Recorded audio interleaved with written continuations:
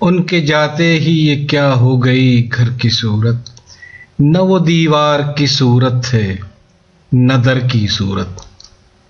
پدر مہربان کے جوتے۔ آپ نے اکثر دیکھا ہوگا کہ جس دن کوئی بچہ پہلی بار چلتا ہے تو اس کے ماں باپ کی خوشی کا کیا عالم ہوتا ہے۔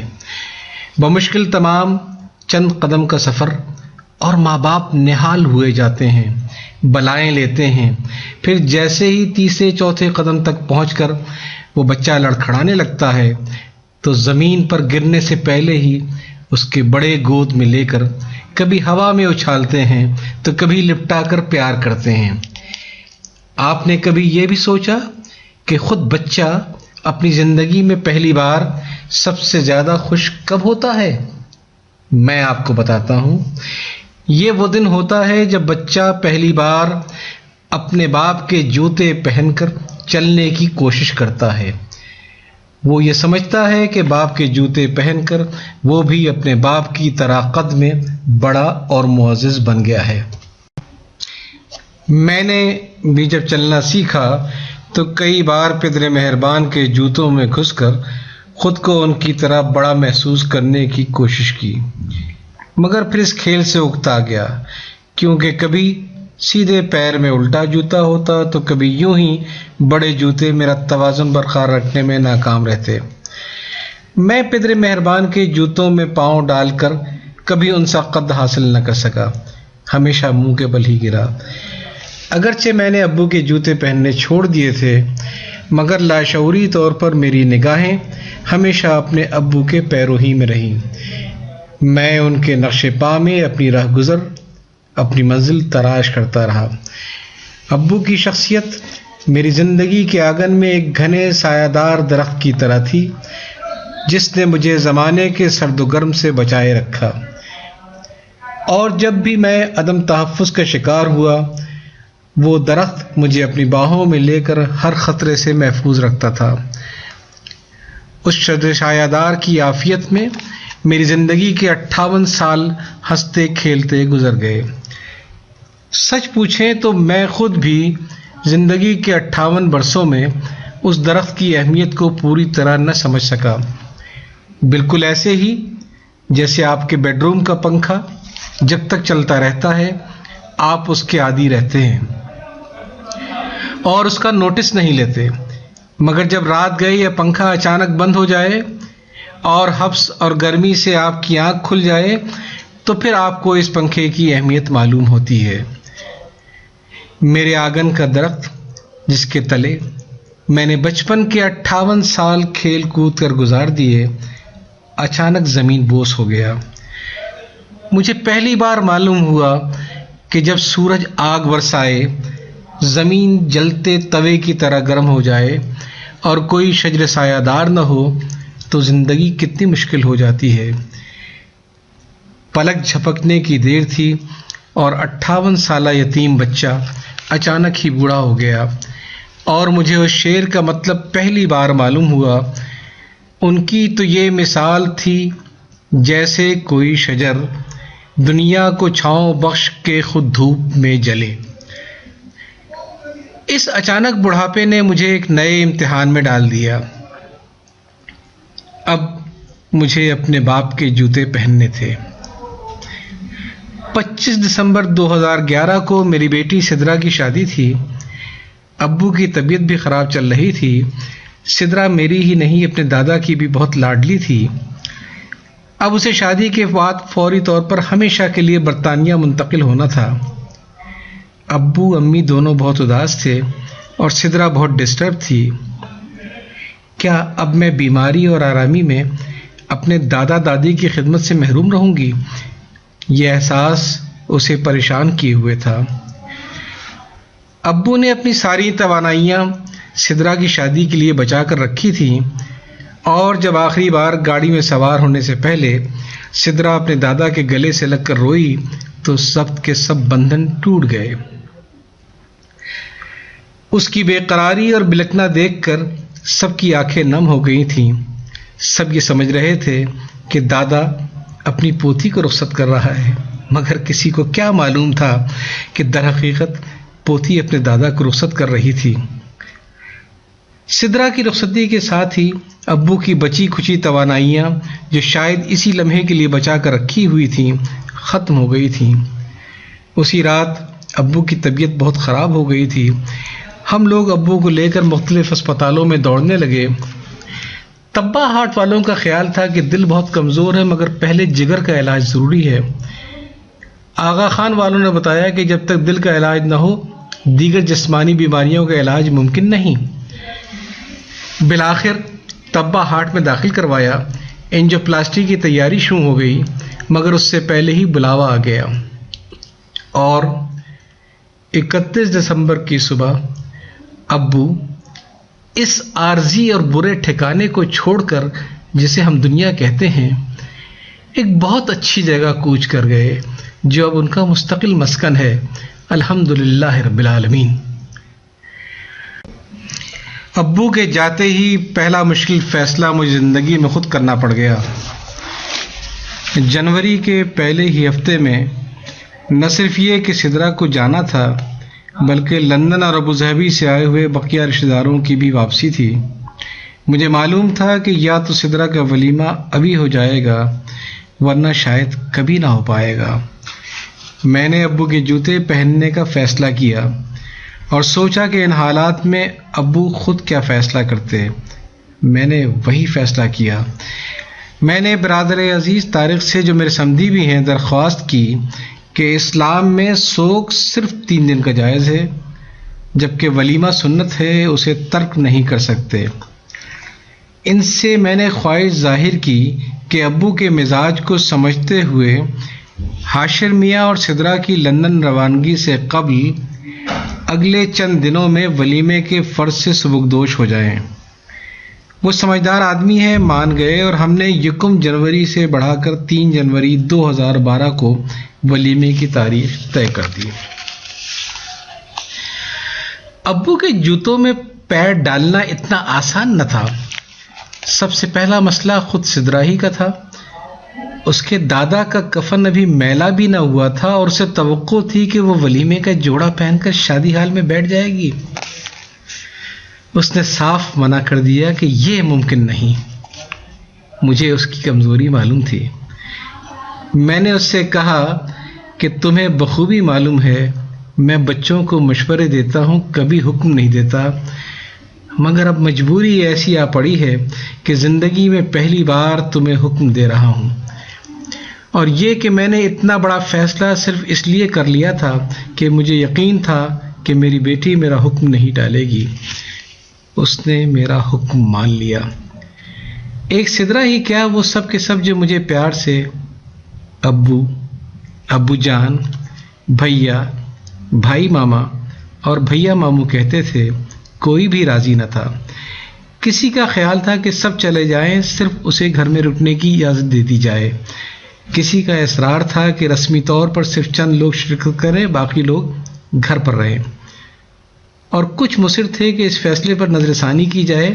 ابھی تو تعزیت والوں کا سلسلہ گھر پر رکا ہی نہیں۔ میں نے سب سے یہ کہہ دیا کہ یہ میری زندگی کا فیصلہ ہے جو میں نے اپنے باپ کے جوتوں میں پیر ڈال کر کیا ہے۔ میری طرف سے سب کو اجازت ہے۔ ہر وہ شخص جو سمجھتا ہے کہ مجھے اپنے باپ کے جوتے پہننے کا حق نہیں، وہ آج اور ہمیشہ اپنے فیصلے خود کر لے، مجھے اعتراض نہیں۔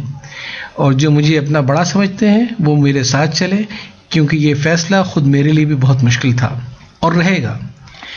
آخر سب چھوٹوں نے میری بات مان لی اور مجھے یوں محسوس ہوا کہ آج پہلی بار ابو کے جوتے میرے پاؤں میں فٹ ہو گئے ہیں۔ مگر یہ کیا، ابو کے جوتے مجھے فٹ کیسے ہوئے؟ غور کیا تو معلوم ہوا کہ میرا قد تو ابھی بھی ابو کی طرح لمبا نہیں ہوا تھا، بلکہ میں تو پہلے سے زیادہ بونا ہو چکا تھا۔ مگر پدر مہربان کے جوتے بھی اچانک اتنے ہی چھوٹے ہو گئے جتنا میرا پاؤں تھا، اور یہ جوتے میری کھال میں پیوست ہو چکے تھے۔ اب مجھے اپنی بقیہ عمر ابو کے جوتوں میں گزارنی تھی، مگر میرا قد کبھی ابو جتنا نہیں ہو سکتا۔ میں ساری عمر بونا ہی رہوں گا۔ کیا لکھوں؟ ابو کی یہ سرگزشت شاید چند ماہ پہلے ہی شائع ہو جاتی، مگر معراج جامی صاحب کا اصرار تھا کہ بڑا بیٹا ہونے کے ناطے میں بھی ابو کی زندگی اور ان کی سوانح پر کچھ لکھوں۔ یہ میرے لیے ممکن نہ تھا، کیونکہ ایک تو میرا لکھنے لکھانے کا کوئی تجربہ نہیں، پھر اکثر جب لوگوں کی لکھی ہوئی اپنے باپ کے بارے میں کوئی تحریر پڑھی تو یوں لگا کہ ان کے پاس پدرم سلطان بود کہنے کے علاوہ کچھ نہیں، اور قاری حیران کہ تحریر میں تیراچے کا جواب کیوں نہیں ملتا۔ میں نے جامی صاحب سے کہا کہ اگر چاہوں بھی تو کچھ نہ لکھ پاؤں گا، اس لیے میری تحریر کے بغیر ہی یہ سوانح عمری شائع کر دیں۔ مگر جب انہوں نے ساری تیاریاں مکمل کر لیں تو مجھے اچانک خیال آیا کہ میں صرف اپنے ابو کا بڑا بیٹا ہی نہ تھا بلکہ وہ میرے ہیرو بھی تھے، اور میں ان کا پرستار بھی تھا، ایسا پرستار جس نے 58 سالہ زندگی میں قدم قدم پر اپنے ہیرو سے بہت کچھ سیکھا، مگر افسوس کبھی ایک بار بھی ابو سے زبانی اعتراف نہ کیا، نہ کبھی فادرز ڈے پر کوئی ابو کو تحفہ دیا، نہ کبھی کھل کر ابو سے کہا کہ ابو آپ میرے بہت بڑے محسن ہیں، مجھے آپ سے بہت محبت ہے۔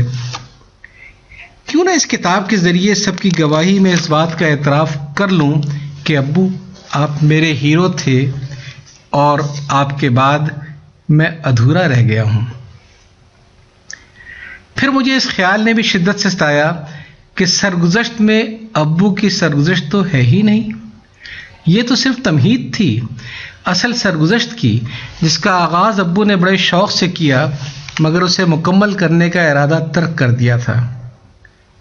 لیکن چونکہ ابو اپنی سوانح عمری کی تمہیدی ابواب اپنی کئی نجی محفلوں میں سنا کر لوگوں میں اشتیاق پیدا کر چکے تھے، اس لیے وہ اپنے چاہنے والوں کو یہ بتا کر مایوس کرنا نہیں چاہتے تھے کہ آخر وہ کیا اسباب تھے جس کی بنا پر انہوں نے اپنی سوانح عمری لکھنے کا ارادہ ترک کر دیا تھا۔ مجھے بھی یہ بات کافی دیر سے سمجھ آئی۔ لوگ اکثر ابو سے تقاضا کرتے تھے کہ جلدی سے سرگزشت مکمل کر کے شائع کریں، تو ابو ہنس کر کہتے تھے میں اپنی سوانح عمری میں تو ابھی پیدا ہی نہیں ہوا ہوں، ابھی تو میری سوانح عمری شروع ہی نہیں ہوئی، تو اسے ختم کیسے کروں؟ مجھے بڑی شدت سے انتظار تھا کہ جلد یہ سوانح مکمل ہو، کیونکہ مجھے معلوم تھا کہ ابو نے کتنی بھرپور زندگی گزاری ہے، اور جب یہ سوانح مکمل ہو کر چھپے گی تو کتنے ہی مایوس لوگوں میں زندگی کی نئی امنگ پیدا کرے گی۔ مگر افسوس ابو نے سوانح کو لکھنے کا ارادہ ہی ترک کر دیا تھا۔ میں کبھی خود تقاضا کرتا، کبھی ابو کے احباب سے کہتا کہ ابو پر زور دیں کہ وہ یہ کام جلد مکمل کر لیں۔ ابو نے کبھی منع تو نہ کیا، مگر وہ شاید یہ مصمم ارادہ کر چکے تھے کہ وہ یہ سوانح نہیں لکھیں گے۔ خود کو دوسری کتابوں اور تراجم میں مصروف کر لیا اور سوانح کا معاملہ وقت ملنے تک مؤخر کر دیا تھا۔ رہی صحیح کسر، روزنامہ امت کے کالموں نے پوری کر دی۔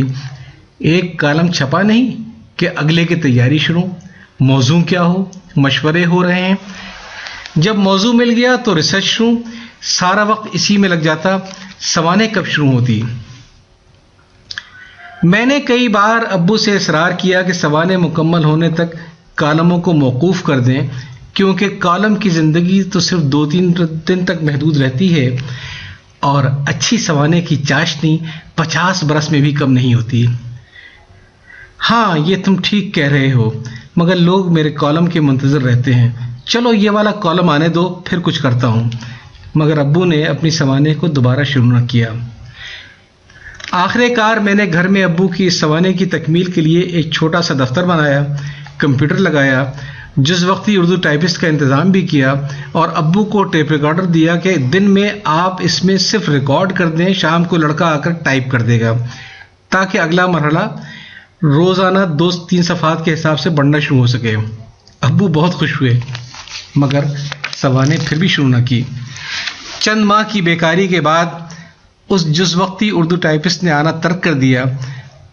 میں نے ابو کو آمادہ کیا کہ جتنا کام ہو چکا ہے اسے کسی اخبار میں قسط وار شائع کروائیں، مگر امت اخبار کا حلقہ قارئین کم ہے۔ چھوٹا بھائی سلیم ان دنوں جنگ میں تھا، اس نے کہا کہ یہ سرگزشت وہ جنگ میں چھپا دے گا۔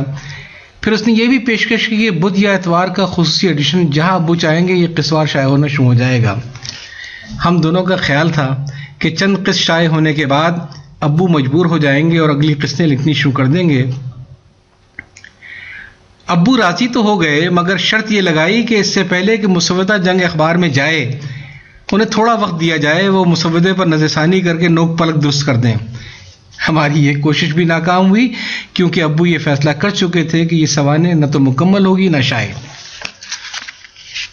مجھے یقین ہے کہ ابو نے اپنی سوانح لکھنے اور مکمل کرنے کا ارادہ اس لیے ترک کر دیا تھا کہ نہ تو وہ واحد متکلم کی زندگی کے اچھے پہلو کو اجاگر کرنا چاہتے تھے، نہ ہی وہ لوگوں کی دل آزاری کے خیال سے راستی فتنہ انگیز پر دروغ مصلحت آمیز کو ترجیح دینا چاہتے تھے۔ اتنی سب مصلحتوں پر مبنی سمجھوتوں کے بعد سوانح عمری کا جو نقشہ بنتا تھا، اس سوانح سے خود ابو کو کوئی خاص دلچسپی نہ تھی۔ وہ خاکہ نویسی کے ماہر تھے، ان کی کتاب بیدار دل لوگ اس بات کا ثبوت ہے، مگر جب بات اپنی زندگی کا خاکہ لکھنے کی آئی تو ان کی ہمت جواب دے گئی، چنانچہ انہوں نے اس سوانح لکھنے کا ارادہ ترک کر دیا تھا۔ ان حالات میں اب مجھ پر دوہری ذمہ داری تھی، نہ صرف یہ کہ ایک پرستار کی حیثیت سے اپنے ہیرو کو خراج تحسین پیش کروں، بلکہ ان کی زندگی کے چند ایسے واقعات کو بھی تاریخ کا حصہ بناؤں جن کو پڑھ کر یہ نئی نسل سمجھ سکے کہ ابو کیسی نابغہ روزگار شخصیت تھے۔ مجھے ابو کی سرگزشت کا بڑی شدت سے انتظار تھا۔ پہلی وجہ تو یہ تھی کہ اس کا پہلا نام کلرک سے کلر تک ایک سرگزشت تھا۔ میری تجویز پر ابو نے سرگزشت کے لفظ سر کو اردو کے سین رے سے انگریزی کے SIR میں تبدیل کر دیا تھا۔ دوسری بات یہ تھی کہ مجھے ہمیشہ آپ بیتیاں بہت اچھی لگتی ہیں، خصوصاً سیلف میڈ لوگوں کی، جہاں قاری کو کسی کی زندگی کا سارا نچوڑ صرف چند گھنٹوں کے مطالعے سے مل جاتا ہے، اور اس کو معلوم ہوتا ہے کہ خلوص نیت اور محنت سے وہ منزل اور مقام مل سکتا ہے جسے انسان اپنے لیے ناممکن سمجھتا ہے۔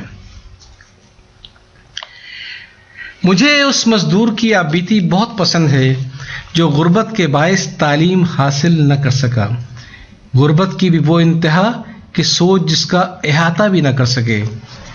جس دن گھر میں روٹی پک جائے تو ماں سب بچوں کو لالچ دلاتی تھی کہ آج ہم سب گڑ سے روٹی کھائیں گے، سالن پھر بھی نصیب نہ تھا۔ مختلف نوعیت کی مزدوریوں پر گزارا تھا، جس میں ریلوے لائن بچھانے کے لیے کانٹے دار جھاڑیاں کاٹ کر ٹوکری میں بھر کے دور لے جا کر پھینکنے کی نوکری بھی شامل تھی۔ وہ کہتے تھے کہ میں دن بھر مزدوری کرتا تھا اور رات کو میری ماں روتی جاتی تھی اور لالٹین کی مدھم روشنی میں میری کمر سے ڈھونڈ ڈھونڈ کر کانٹے نکالتی تھی۔ پھر ایک مستری کے پاس کچھ عرصہ غیر ہنرمند مزدور کے طور پر بھی کام کیا، جہاں اسے اینٹ، گارا اور مسالہ مستری صاحب کو پیش کرنا پڑتا تھا۔ ایک دن استاد جی بہت خوش تھے، بلڈنگ تکمیل کے مراحل میں تھی اور اس کی پیشانی پر عمارت کا نام سیمنٹ کے مسالے سے لکھا جانا تھا۔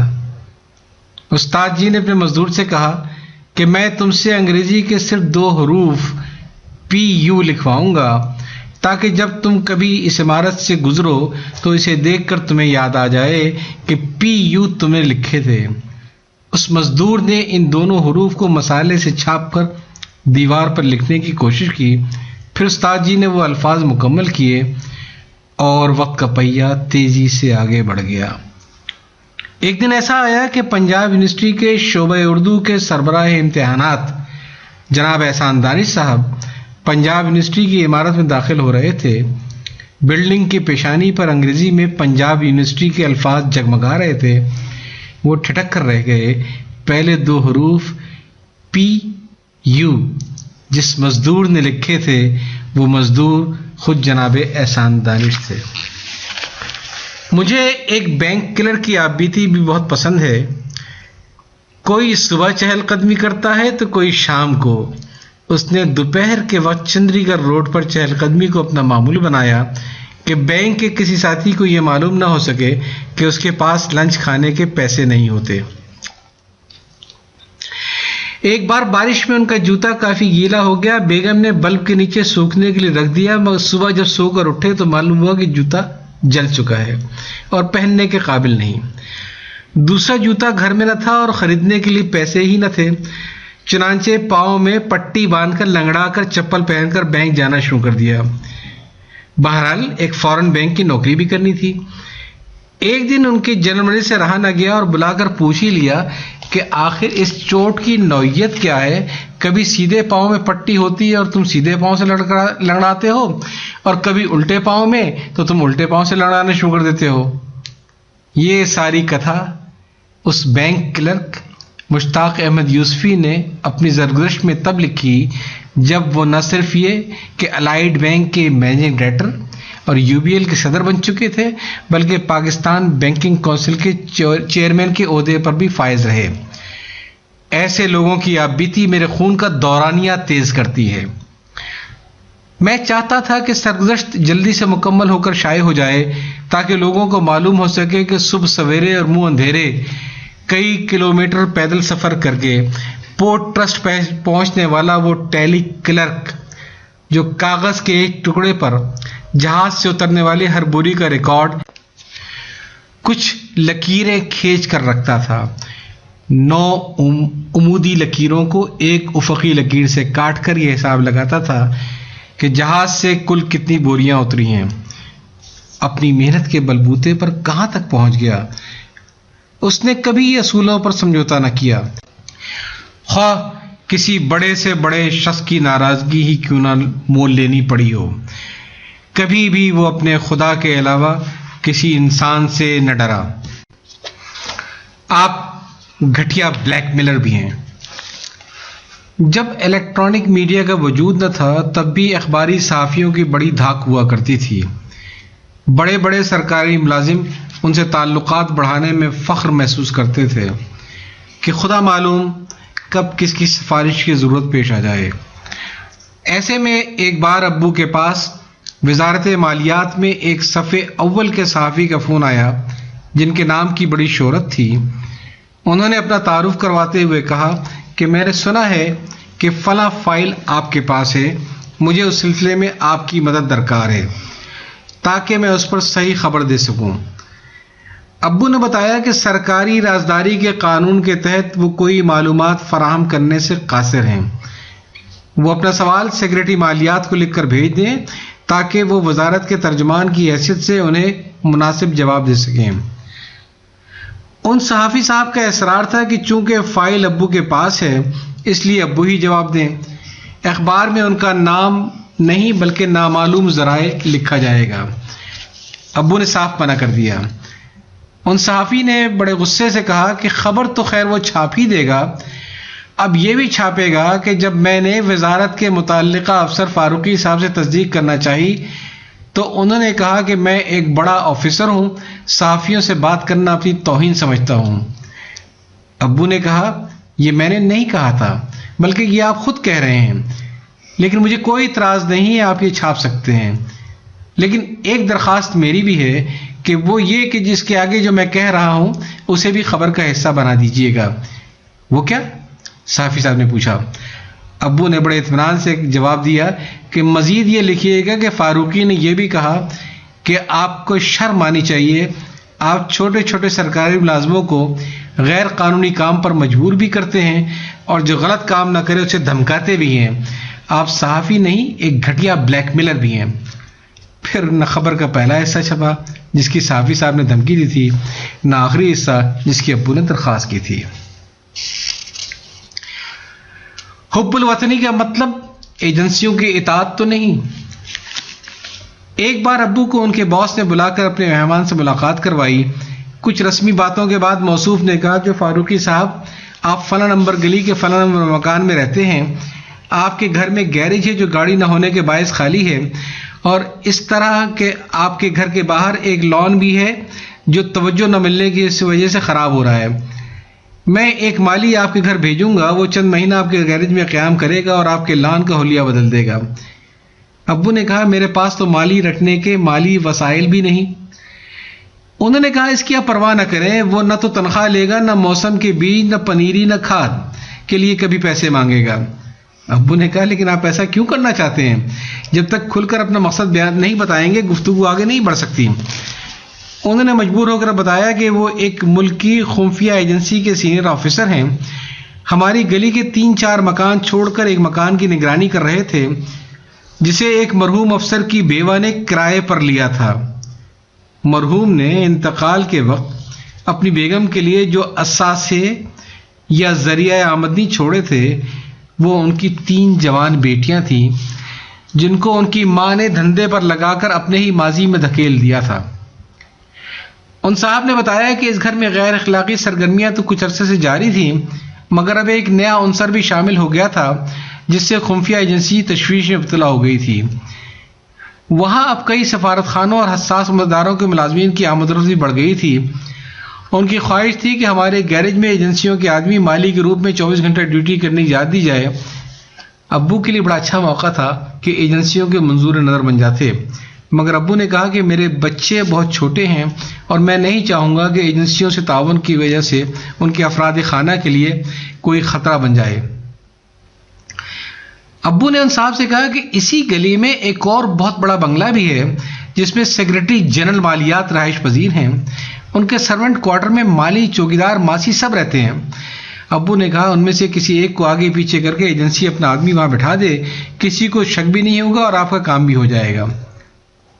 ابو نے ایجنسیوں سے تعاون کا انکار کر دیا جو ایک درست فیصلہ تھا۔ ویسے اس خاندان کا انجام بڑا دلچسپ ہوا۔ اس گھر کا ایک لڑکا میرا ہم عمر بھی تھا۔ محلے داری کے باعث ہیلو ہائی ہو ہی جاتی تھی۔ اس وقت تک میں اس کے پس منظر سے آگاہ نہ تھا، مگر 2 باتوں سے بڑا تعجب ہوتا تھا۔ ایک تو یہ کہ اس کے انداز میں زنانہ بلکہ زنخا پن بہت تھا، دوسرے یہ کہ ہر بات میں وہ اپنی باجیوں اور باجیوں کے دوستوں کا ذکر کرتا تھا۔ میں اس سے ملنے میں کترانے لگ گیا۔ ایک دن اس کی چھوٹی باجی کے ایک دوست بہت اداس آئے۔ وہ آئل اینڈ گیس کے ادارے میں ملازمت کرتے تھے اور بلوچستان ٹرانسفر ہو گیا تھا۔ نہ صرف یہ کہ چھوٹی باجی اداس تھیں بلکہ پورے گھر کو تشویش ہو گئی کہ سونے کا انڈا دینے والی مرغی ہاتھ سے نکل رہی تھی۔ ویسے اگر آپ کی بڑی باجی چاہیں تو میرا تبادلہ رک سکتا ہے، انہوں نے انکشاف کیا۔ وہ کیسے؟ چھوٹی بہن نے پوچھا۔ وہ ایسے کہ ان کے دوستوں میں ہماری وزارت کے سیکرٹری وقار صاحب بھی ہیں اور وہ ٹرانسفر رکوا سکتے ہیں۔ بڑی باجی نے پہلے تو وقار صاحب سے ذکر کیا، پھر کچھ روٹھیں، کچھ اٹھلائیں۔ وقار صاحب نے وعدہ کر لیا کہ کاغذ کی نقل بھیج کر بھائی کو بھیج دو، کام ہو جائے گا۔ اگلے دن چھوٹے بھائی نے لوگوں سے پوچھ پاچھ کر ان سیکرٹری وقار صاحب کو دفتر کا پتہ معلوم کیا جو ٹرانسفر رکواتے تھے۔ ملنا چاہا تو ان کے پی ایس نے تصدیق کرنے کے بعد ملوانے سے انکار کر دیا۔ اس نے بہت کہا کہ وقار صاحب سے ملنے تو دے، انہوں نے مجھے خود بلایا ہے، مگر اسے وقار صاحب سے ملے بغیر دفتر سے بھگا دیا گیا۔ شام کو وقار صاحب گھر آئے تو باجی کا غصہ جلالی تھا۔ اگر کام نہ کرنا تھا تو میرے بھائی کو ذلیل کیوں کروایا؟ انہوں نے یقین دلایا کہ پی ایس نے مجھے بتایا تک نہیں۔ آج میں اس کو خود کہہ دوں گا کہ جیسے ہی چھوٹا آئے سیدھے میرے پاس بھیج دینا۔ اگلے دن پھر وہی ڈرامہ، پی ایس نے پھر ملوانے سے انکار کر دیا۔ اس نے کہا کہ تم کو وقار صاحب کے اور میرے باجی کے تعلقات کا معلوم نہیں، کل رات بھی وقار صاحب باجی کے پاس گھر آئے تھے، تم ان کو فوری طور پر اطلاع دو ورنہ تمہاری نوکری ختم بھی ہو سکتی ہے۔ وہ غریب دوڑا دوڑا اندر گیا، وقار صاحب کو بتایا، پھر اس نے کہا کہ کچھ دیر انتظار کرو، ابھی وقار صاحب تمہیں بلاتے ہیں۔ وقار صاحب نے تو نہ بلایا، البتہ تھوڑی ہی دیر بعد علاقے کا D S P police guard لے کر آیا اور برخوردار کے ہاتھ میں ہتھکڑی ڈال کر لے جا کے اسے تھانے میں بند کر دیا، ایف آئی آر کاٹ دی۔ قصہ یہ تھا کہ بڑی باجی کی زلفوں کے اسیر وقار صاحب نوجوان اور دل پھینک تھے جنہیں بھٹو صاحب مرحوم نے براہ راست بھرتی کر کے وزارت پیٹرولیم میں سینئر افسر لگایا تھا، لیکن بڑی باجی کے چھوٹے بھائی کو لوگوں نے تبادلہ کے حوالے سے سیکرٹری اسٹیبلشن وقار صاحب کے دفتر بھیج دیا، جو ریٹائرمنٹ کے بعد کئی سالوں تک کانٹریکٹ پر کام کر رہے تھے، غالباً 70 کے پیٹے میں تو رہے ہوں گے۔ ان کا بڑا دبدبا تھا، جب اپنے لیے کسی باجی کی دوستی کا ذکر سنا تو ملے بغیر ہی ڈی ایس پی کو بلوا کر سیدھا تھانے بند کرا دیا۔ کچھ عرصے بعد ٹرک پر سامان لدا اور وہ خاندان تینوں کماؤ پتریوں سمیت اسلام آباد سے پنجاب کے اس چھوٹے شہر میں منتقل ہو گیا جہاں سے آیا تھا۔ جتھے دی کھوتیاں اتھے آن کھلوتیاں۔ پیٹرولیم والے وقار صاحب کو ضابطے کی کارروائی کے بعد ملازمت سے فارغ کر دیا گیا۔ چارج شیٹ میں ان پر الزام تھا، ہرگاہ کہ تم وزارت پیٹرولیم میں ہو مگر تم نے خود کو سیکرٹری اسٹیبلشمنٹ کے طور پر لوگوں سے متعارف کروایا، جو ڈسپلن کی صریح خلاف ورزی ہے۔ اس طرح تو ہوتا ہے اس طرح کے کاموں میں۔ ممکن ہے پیٹرولیم والے وقار صاحب بجائے سیکرٹری کے ایک درجہ نیچے ہوں، میرا حافظہ ساتھ نہ دے رہا ہو، مگر باقی واقعات ہر بہر درست ہیں۔ اکثر ابو میرے سامنے اپنے دوستوں سے اس کا ذکر کرتے تھے۔ نہیں جناب وفاقی محتسب، ابو سپلائز ڈپارٹمنٹ میں تھے، وفاقی محتسب کا عہدہ نیا تخلیق ہوا تھا۔ ابو کا کام تھا کہ سرکاری عہدیداروں کے لیے گاڑی کی خریداری کی جائے۔ فرمائش آئی کہ وفاقی محتسب صاحب کی خواہش ہے کہ ان کے لیے فلاں ماڈل کی فلاں رنگ کی گاڑی خریدی جائے۔ ابو نے بتایا کہ قواعد مجھے اس بات کی اجازت نہیں دیتے، مجھے انجن کی گنجائش کے مطابق بولی طلب کرنی ہے۔ اگر مطلوبہ رنگ اور ماڈل کی گاڑی بولی میں سب سے کم ہوئی تو ٹھیک، ورنہ پیش کی معذرت۔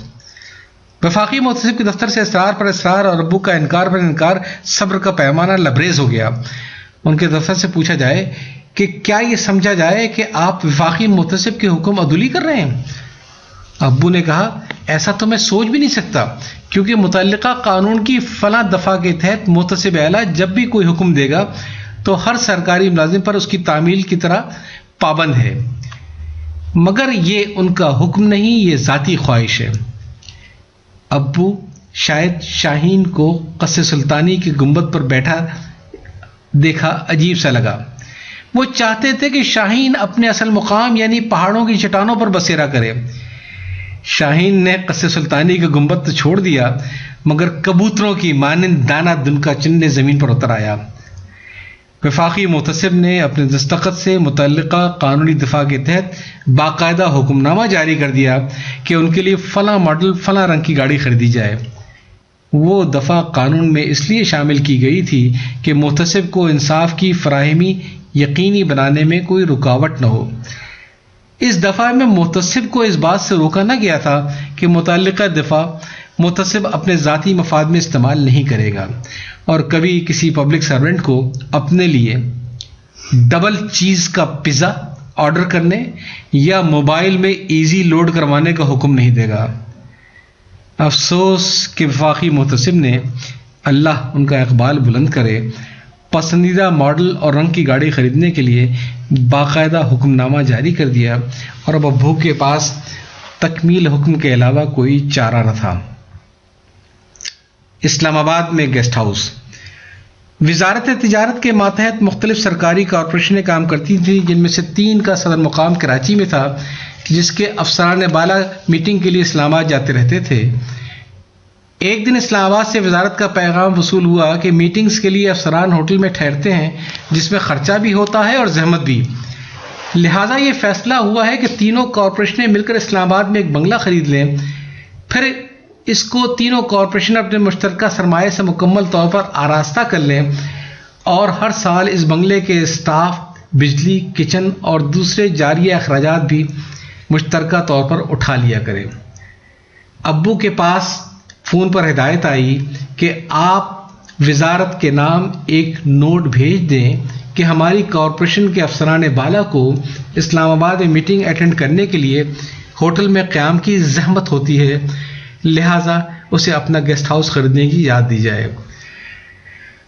پھر یہ بھی کہ نوٹ فوری بھیجا جائے، کیونکہ وزارت تجارت کے اس دور کے خدا ترس وزیر، جو بڑے مرد صالح تھے، اللہ ان کے حیات لمبی کرے، نے نہ صرف یہ کہ یہ انوکھا خیال پیش کیا، بلکہ اس کی فوری منظوری کے انتظامات بھی کر لیے تھے۔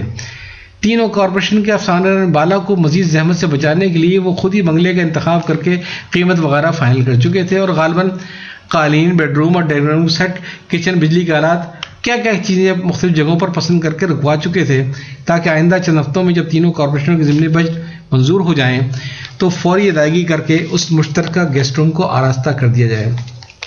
ابو نے فوری نوٹ اسلام آباد بھیجنے کے حکم کی تعمیل کر دی، لیکن نوٹ وہ نہ تھا جس کی اس صالح وزیر نے خواہش کی تھی۔ گزشتہ کئی سال کے اعداد و شمار سے ثابت کیا کہ زیادہ تر میٹنگز میں کوئی ہوٹل لیا ہی نہیں گیا، کیونکہ لوگ صبح کی فلائٹ سے اسلام آباد جاتے اور میٹنگ کے بعد شام کی فلائٹ سے کراچی واپس آئے تھے۔ پھر وہ لوگ بھی ہیں جو قیام کرنا بھی پڑ جائے تو اپنے ہوٹل کے بجائے خاندان اور احباب کو ترجیح دیتے ہیں۔ آخر میں ابو نے یہ بھی بتایا کہ کچھ لوگ گیسٹ ہاؤس خریدنے کے باوجود بھی ہوٹل میں قیام کو ترجیح دیں گے، کیونکہ ایک مرکزی جگہ اور سیکریٹریٹ سے قریب ہونے کے باعث وہاں دوسری میٹنگز اور ملاقاتیں کرنا آسان تھا۔ ان معروضی حالات میں ابو نے لکھا کہ ان کی کارپوریشن کے لیے گیسٹ ہاؤس خریدنے کا کوئی جواز نہ تھا۔ ساری اسکیم فیل ہو گئی اور ابو کو دفتری معاملات میں بہت مشکلات کا سامنا کرنا پڑا۔ میں ابو سے کبھی پوچھتا تھا کہ آپ اس نوٹ پر اب افسوس تو نہیں ہوتا؟ تو وہ ہنس کر کہتے تھے کہ میرا اور کوئی کام نہیں تھا کہ میں سرکاری پیسوں سے وزیروں کے عیاشی کے لیے اڈے بنواتا پھروں۔ پھر ابو کا یہ کہنا تھا کہ اگر ایک بار یہ راستہ کھل جاتا تو نامعلوم کتنے ہی شہروں میں کتنی وزارتوں کے ماتحت کتنے ہی گیسٹ روم وزیروں کے لیے خرید جاتے، اور اس گناہ جاریہ میں بھی ہمیشہ شریک رہتا، جیسے رہتی دنیا تک جب بھی کہیں کوئی قتل کرتا ہے تو اسے بھی قابیل کے کھاتے میں لکھا جاتا ہے جس نے روئے زمین پر حابیل کا پہلا قتل کیا تھا۔ گھر آئی دولت بھی لوٹائی۔ میں صرف ان واقعات کا احاطہ کرنے کی کوشش کر رہا ہوں جہاں ابو نے اصولوں کی خاطر انجام کی پرواہ کیے بغیر حق کی آواز بلند کی اور وقتی مشکلات کا شکار ہوئے۔ ایک ایسا ہی معاملہ اور بھی پیش آیا جہاں کئی ملین ڈالر کی اجناس کی خریداری ہونی تھی۔ جب ٹینڈر کھلے تو معلوم ہوا کہ ایک بہت بڑے بزنس مین کا ٹینڈر دوسرے نمبر پہ آیا ہے۔ ابو پر کافی دباؤ تھا کہ جس پارٹی نے سب سے کم رقم کا ٹینڈر دیا تھا اس پر کچھ ٹیکنیکی اعتراضات کر کے منسٹری وضاحت کے لیے بھیج دیا جائے تاکہ اسے نااہل قرار دے دیا جائے اور وقت کی کمی کے باعث ٹھیکہ دوسری پارٹی کو مل جائے۔ ابو نے کسی غیر قانونی کام میں فریق بننے سے انکار کر دیا۔ یہ دباؤ جاری تھا اور میری چھوٹی بہن کی شادی کی تاریخ سر پر آ گئی اور الحمدللہ ہمیشہ کی طرح اس وقت بھی ابو کا ہاتھ بہت ہی تنگ تھا۔ ابو نے زندگی میں یہ اصول بنا رکھا تھا کہ شادی بیاہ میں اس دفتر کے صاحب معاملہ حضرات کو کبھی نہ بلاتے تھے جہاں ان کی تعیناتی ہوتی تھی، اور کوئی گلا بھی کرتا تھا تو ابو ہنس کر کہتے تھے کہ میرے 9 بیٹا بیٹی ہیں، آپ سے میرا وعدہ ہے ضرور بلاؤں گا جب میرا کسی اور جگہ ٹرانسفر ہو جائے گا، بالکل ایسے ہی جیسے اس شادی میں وہ تمام احباب مدعو ہیں جن سے مراسم پچھلے دفتروں کی پوسٹنگ میں ہوئے تھے اور آج بھی قائم ہیں۔ ایک دن شام کو پاپوش نگر کی ایک چھوٹی سی گلی میں جہاں بڑے سے بڑا مکان 133 گز کا تھا، ایک بہت بڑی گاڑی آ کر ہمارے گھر کے سامنے رکی۔ سیاہ شیشے میں نامعلوم کون بیٹھا تھا۔ اندر سے مسلح گارڈ آئے، ہمارے گھر کی گھنٹی بجائی، ابو کی موجودگی کی تصدیق کر کے کہا کہ ان کو اطلاع دو کہ فلاں صاحب ملنے آئے ہیں۔ ابو لپک کر دروازے پر گئے، ان کو لا کر ڈرائنگ روم میں بٹھایا، مجھے فوری طور پر محلے کی بیکری بھیجا کہ کوئی سامنے کا ناشتے کا سامان لے آؤں۔ میں جا رہا تھا تو دیکھا کہ کئی گھروں کی کھڑکی سے لوگ ہمارے گھر کے باہر وہ گاڑی اور مسلح گارڈ دیکھ رہے تھے، جو ایک غیر معمولی بات تھی۔ جب بیکری سے گھر پہنچا تو مہمان واپس جا چکے تھے۔ ابو ڈرائنگ روم میں اکیلے بیٹھے تھے۔ یہ کیوں آئے تھے اور اتنا جلدی کیوں چلے گئے؟ میں نے حیرت سے پوچھا۔ ابو ہنسنے لگے اور کہا کہ مجھ سے شکایت کرنے آئے تھے کہ میری بیٹی کی شادی کا کارڈ ان تک کیوں نہیں پہنچا ہے۔ ابو نے کہا کہ میں نے ان کو سے معذرت کی اور اپنا اصول بتایا کہ آپ ہی نہیں، موجودہ دفتر کے حوالے سے کوئی ایک بھی مدعو نہیں ہے، جس پر موصوف نے بیگ سے ایک رومال نکالا جس میں کافی موٹی گڈی نوٹوں کی لپٹی ہوئی تھی اور اس خواہش کا اظہار کیا کہ بیٹیوں کا معاملہ دفتری معاملے سے الگ ہوتا ہے اور ابو ان کی طرف سے ان کی بھتیجی کے لیے کوئی تحفہ خرید لیں۔ ابو کے منع کرنے پر وہ رومال میز پر رکھ کر جانے لگے تو ابو نے بڑی مشکل سے رومال ان کے حوالے کیا، اس وعدے کے ساتھ کہ جب کبھی پیسوں کی ضرورت ہوگی تو وہ سب سے پہلے انہی سے رابطہ قائم کریں گے۔ یہ قصہ سن کر میرا جوان خون کھول اٹھا۔ ان صاحب کی یہ ہمت، انہوں نے آپ کے بارے میں ایسا سوچا؟ آپ نے ان کو کھری کھری کیوں نہیں سنائی تاکہ آئندہ انہیں یہ ہمت ہی نہ ہوتی کسی شریف آدمی کو گندا کرنے کی؟ ابو کے چہرے کی مسکراہٹ غائب ہو گئی اور فکر مندی جھلکنے لگی۔ کہنے لگے، بیٹا یہ دعا کرو کہ رقم واپس کر کے جو میں نے حرکت یا بے عزتی کی ہے وہ معاف کر دی جائے۔ موصوف ایک بہت اہم اور بڑی سیاسی شخصیت کے نہ صرف بزنس پارٹنر اور فرنٹ مین ہیں بلکہ ہم نوالا اور ہم پیالہ بھی. جو حرکت میں نے آج کی ہے، ایسی غلطیاں ایک خاص سرکل میں ناقابل معافی سمجھی جاتی ہیں. کیا زیادہ مشکل ہے، پاپوش نگر سے ڈیفنس جانا یا ڈیفنس سے پاپوش واپسی؟ مجھے یاد ہے کہ ابو پہلی بار سیکریٹریٹ سے نکل کر ایک کارپوریشن کے ڈائریکٹر فائنانس بنے تو مجھے دوہری خوشی ہوئی.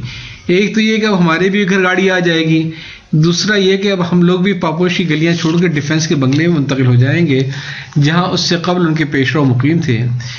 گاڑی کی حد تک تو میری خواہش پوری ہو گئی، عارضی طور پر صحیح، مگر ڈیفنس کے بنگلے کی نام پر ڈانٹ پڑ گئی. ابو نے کہا، بیٹا پاپوش نگر چھوڑ کر ڈیفنس جانا بہت آسان ہے مگر ڈیفنس چھوڑ کر پاپوش آنا بہت مشکل کام ہے. پھر مجھے تم لوگوں کی خاطر ڈیفنس میں قیام مستقل کرنے کے لیے ایسے سمجھوتے کرنے پڑیں گے کہ تم لوگ سوچ بھی نہیں سکتے. ابو کی اس دور اندیشی کی مجھے تب قدر ہوئی جب ابو کو قانون اور رسول کی پاسداری کی وجہ سے وزیر صاحب بہادر کو ناراض کرنے کے جرم میں اپنے جرم عہدے سے ہٹا کر گاڑی سمیت تمام مراعات سے محروم کر کے افسر بکار خاص بنا کر گھر بٹھا دیا گیا. گاڑی اگرچہ گھر میں کوئی دوسری نہ تھی مگر ابو کے لیے وہ کوئی مسئلہ ہی نہ تھا، کیونکہ ابو میرے ساتھ موٹر سائیکل پر آرام سے سفر کر لیتے تھے. ابو اس معزولی پر کسی بھی قسم کے ڈپریشن کے شکار نہ تھے بلکہ بڑے سکون اور اطمینان کے ساتھ خود کو فوری طور پر تصنیف و تعریف و ترجمے میں مصروف کر لیا. میں نے بعد میں کئی بار سوچا کہ اگر آج ہمیں ڈیفنس سے واپس پاپوش آنا پڑتا تو پورے گھر والوں کو کتنے صدمے کا سامنا کرنا پڑتا. بڑی امنگ سے ہوئے تھے بلند، کہو کہاں گئے تھے، ملی فضاؤں کی جو گود بند، کہو کہاں گئے تھے. گھر الگ دفتر الگ. یہ ان دنوں کی بات ہے جب ابو اسلامی مشاورتی کونسل کے سیکریٹری تھے. لاہور میں نیچے اس کا دفتر تھا اور اوپر کی منزل میں ابو مقیم تھے جو عملی طور پر اس دفتر کے مکمل سربراہ تھے. اس دور میں پین یا بال پین کے بجائے ہولڈر کو روشنائی میں ڈبو کر لکھا جاتا تھا. دو قسم کی نب استعمال ہوتی تھی، جی کی نب اور اردو کے لیے اور زیڈ کی نب انگریزی کے لیے. سردی کی ایک رات میں اسکول کا کام کر رہا تھا، اچانک میرے ہولڈر کی نب ٹوٹ گئی. میں نے ابو سے کہا کہ نیچے دفتر سے مجھے ایک نب لینے کی اجازت دی جائے. مجھے معلوم تھا کہ اتنے نبوں کے ڈبے پڑے ہیں کہ استعمال ناممکن تھا، ان کو زنگ ہی لگنا تھا، مگر مجھے بڑے زور کی ڈانٹ پڑی کہ دفتر کی چیزوں پر تمہارا حق کہاں سے آ گیا. نوکر کے ساتھ سخت سردی میں بازار بھیجا گیا کہ جاؤ اور جا کر نب خرید کر لے آؤ. محبت انسان سے، عہدے سے نہیں. ابو کی ایک خاص بات جو مجھے ہمیشہ یاد رہے گی وہ یہ کہ ابو انسانوں کے رویوں سے محبت کرتے تھے، ان کے عہدوں سے نہیں. مجھے یاد ہے کہ جن دنوں ابو وزارت قانون میں تھے ان کی زبان پر اکثر جبار صاحب کا ذکر ہوتا تھا. جبار صاحب کا بات سے بات نکالنے کا فن، جبار صاحب کے چٹکلے لطیفے. کبھی جبار صاحب گھر آئے تو ان سے ساتھ ابو کی خوب جب محفل جمتی تھی میں بھی ان کا احترام کرتا تھا اور چائے وغیرہ لے کر ڈرائنگ روم میں پہنچانا میرا کام تھا. جبار صاحب ابو کے نہ تو افسر اعلیٰ تھے نہ ان کے ہمعہدہ کوئی افسر، بلکہ وہ تو سرے سے کوئی افسر ہی نہیں تھے. جبار صاحب وزارت قانون کے اسٹاف کار کے ڈرائیور کا نام تھا. سن 2003 میں ابو نے عظیم لوگوں کے خاکوں پر مبنی ایک کتاب بیدار دل لوگ لکھی جنہیں وہ ذاتی طور پر جانتے تھے. پرنسپل بشیر احمد صاحب، ڈاکٹر مشیر الحق، مولانا صباح الدین عبد الرحمن، مولانا ابوالجلال ندوی، مولانا سیفی ندوی، پروفیسر جعفر وغیرہ وغیرہ. انہی میں خاکہ اکبر علی صاحب کا بھی تھا جن کی خاص بات یہ تھی کہ نہ صرف یہ کہ عمدہ دفتری کارکردگی کا مظاہرہ کرتے تھے بلکہ وہ بہت ہی درد مند اور غمخوار دل کے مالک تھے. ہر آدمی کی مدد کے لیے ہر وقت تیار. خود ان کی آمدنی بہت کم تھی مگر ہر شخص مشکل وقت میں انہی سے رابطہ قائم کرتا تھا. وہ ضرورت مندوں کے لیے ہر ماہ 1000-1200 روپے سے لے کر 2-2500 تک کے قرض کا انتظام کرتے تھے. سفید پوش ضرورت مند قرض کے انتظام کے لیے انہی سے کہتے تھے اور وہ صاحب پیسہ لوگوں سے اپنے نام پر قرض مانگ کر انتظام کر دیا کرتے تھے. بقول ابو کہیں پیسہ فوری ملتا تو کہیں خوشامد کرنی پڑتی، کبھی صاحب رقم کا سر دبا رہے ہیں تو کبھی اس کے پاؤں، اس نے اٹھ کر جانا چاہا تو پاؤں پکڑ کر اور دستے ناتواں کی گرفت میں اس وقت تک سخت رکھتے تھے جب تک کہ مطلوبہ رقم نہ مل جاتی تھی۔ مگر مجال ہے جو کسی کو ذرا اندازہ لگے کہ یہ قرضہ مہم کس سفید پوش کے لیے ہو رہی ہے۔ ضرورت مند کے نام کی تشہیر ان کے لیے گناہ عظیم تھی۔ جب اکبر علی صاحب اس مہم جوئی میں مصروف ہوتے تو پورا دفتر اصرار انکار اور انکار اصرار کے اس ڈرامے کو بڑی دلچسپی سے دیکھتا تھا، جس میں وہ ضرورت مند سفید پوش بھی شامل ہوتا تھا جس کی خاطر سارے پاپڑ بھی لے آتے تھے۔ اور حیرت انگیز بات یہ کہ اکبر صاحب نے نہ صرف یہ کہ تنہائی میں وہ رقم خاموشی سے ضرورت مند تک پہنچاتے تھے بلکہ اس کی واپسی کو بھی یقینی بناتے تھے۔ ابو لکھتے ہیں کہ مرنے سے پہلے اکبر علی صاحب نے طویل بیماری میں اس بات کو یقینی بنایا کہ ہر شخص کا پیسہ کا حساب چکتا ہو، کسی کو گلا نہ رہے۔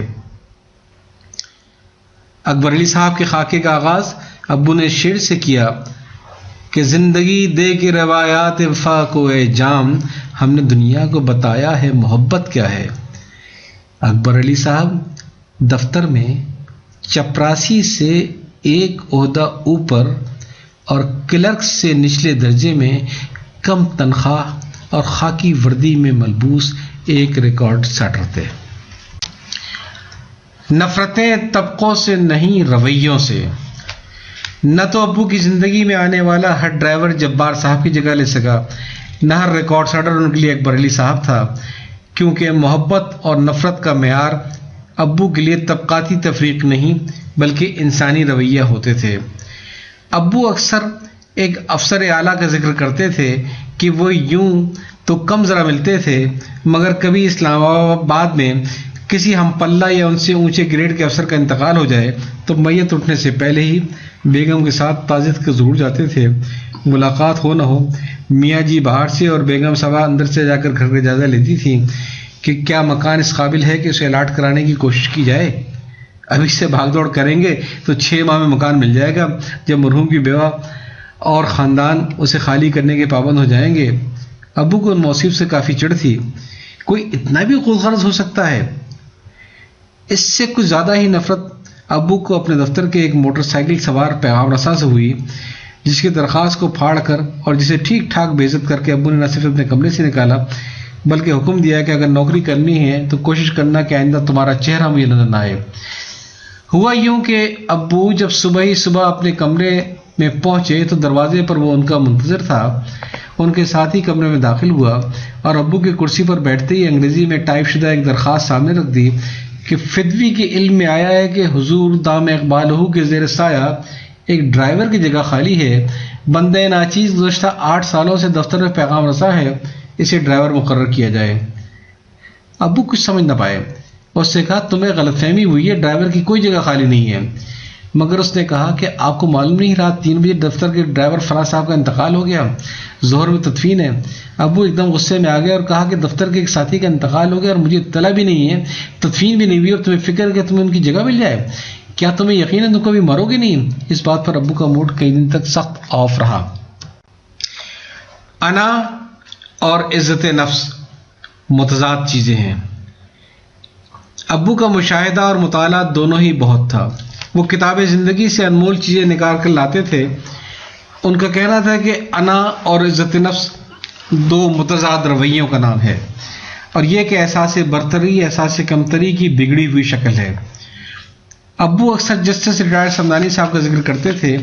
شاید ان کے قد کاٹ یا شخصیت میں افسرانہ شان نہ تھی اور انہیں ہٹو بچو والا افسرانہ کروفر بھی پسند نہ تھا۔ ایسے میں سیکریٹریٹ میں ایک لفٹ افسران کے استعمال کے لیے مخصوص کر دی گئی۔ ایک بار وہ اس لفٹ میں سوار ہو رہے تھے تو ایک نئے لفٹ مین نے ان کو روک دیا اور کہا کہ یہ لفٹ افسروں کے لیے ہے، آپ دوسری استعمال کر لو۔ وہ لفٹ مین ان کو پہچانتا نہ تھا کہ یہ وزارت قانون کے جوائنٹ سیکریٹری ہیں۔ سمدانی صاحب خاموشی سے جا کر دوسری لفٹ کے انتظار میں کھڑے ہو گئے۔ چند دن بعد پھر غلطی سے اسی لفٹ میں سوار ہونا چاہا جو خالی تھی، لفٹ مین نے پھر نکال دیا اور پھر دوسری لفٹ کے انتظار میں وہ کھڑے ہو گئے۔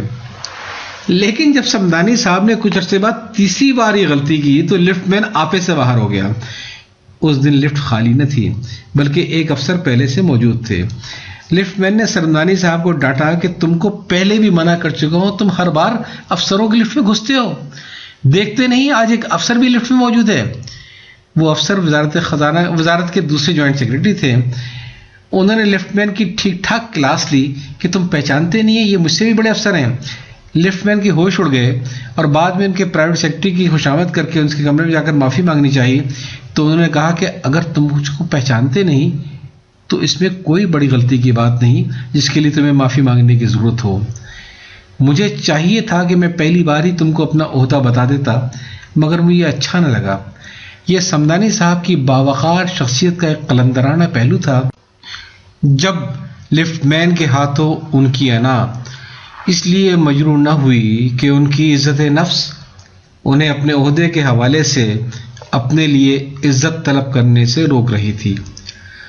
سمدانی صاحب بعد میں ہائی کورٹ کے جج بنے اور ضیاء صاحب کے دور میں ذوالفقار علی بھٹو کے مقدمے قتل میں ضمانت منظور کر کے ضیاء صاحب کی نظروں میں معطوب ہو گئے اور ان کو سیکرٹری قانون بنا دیا گیا۔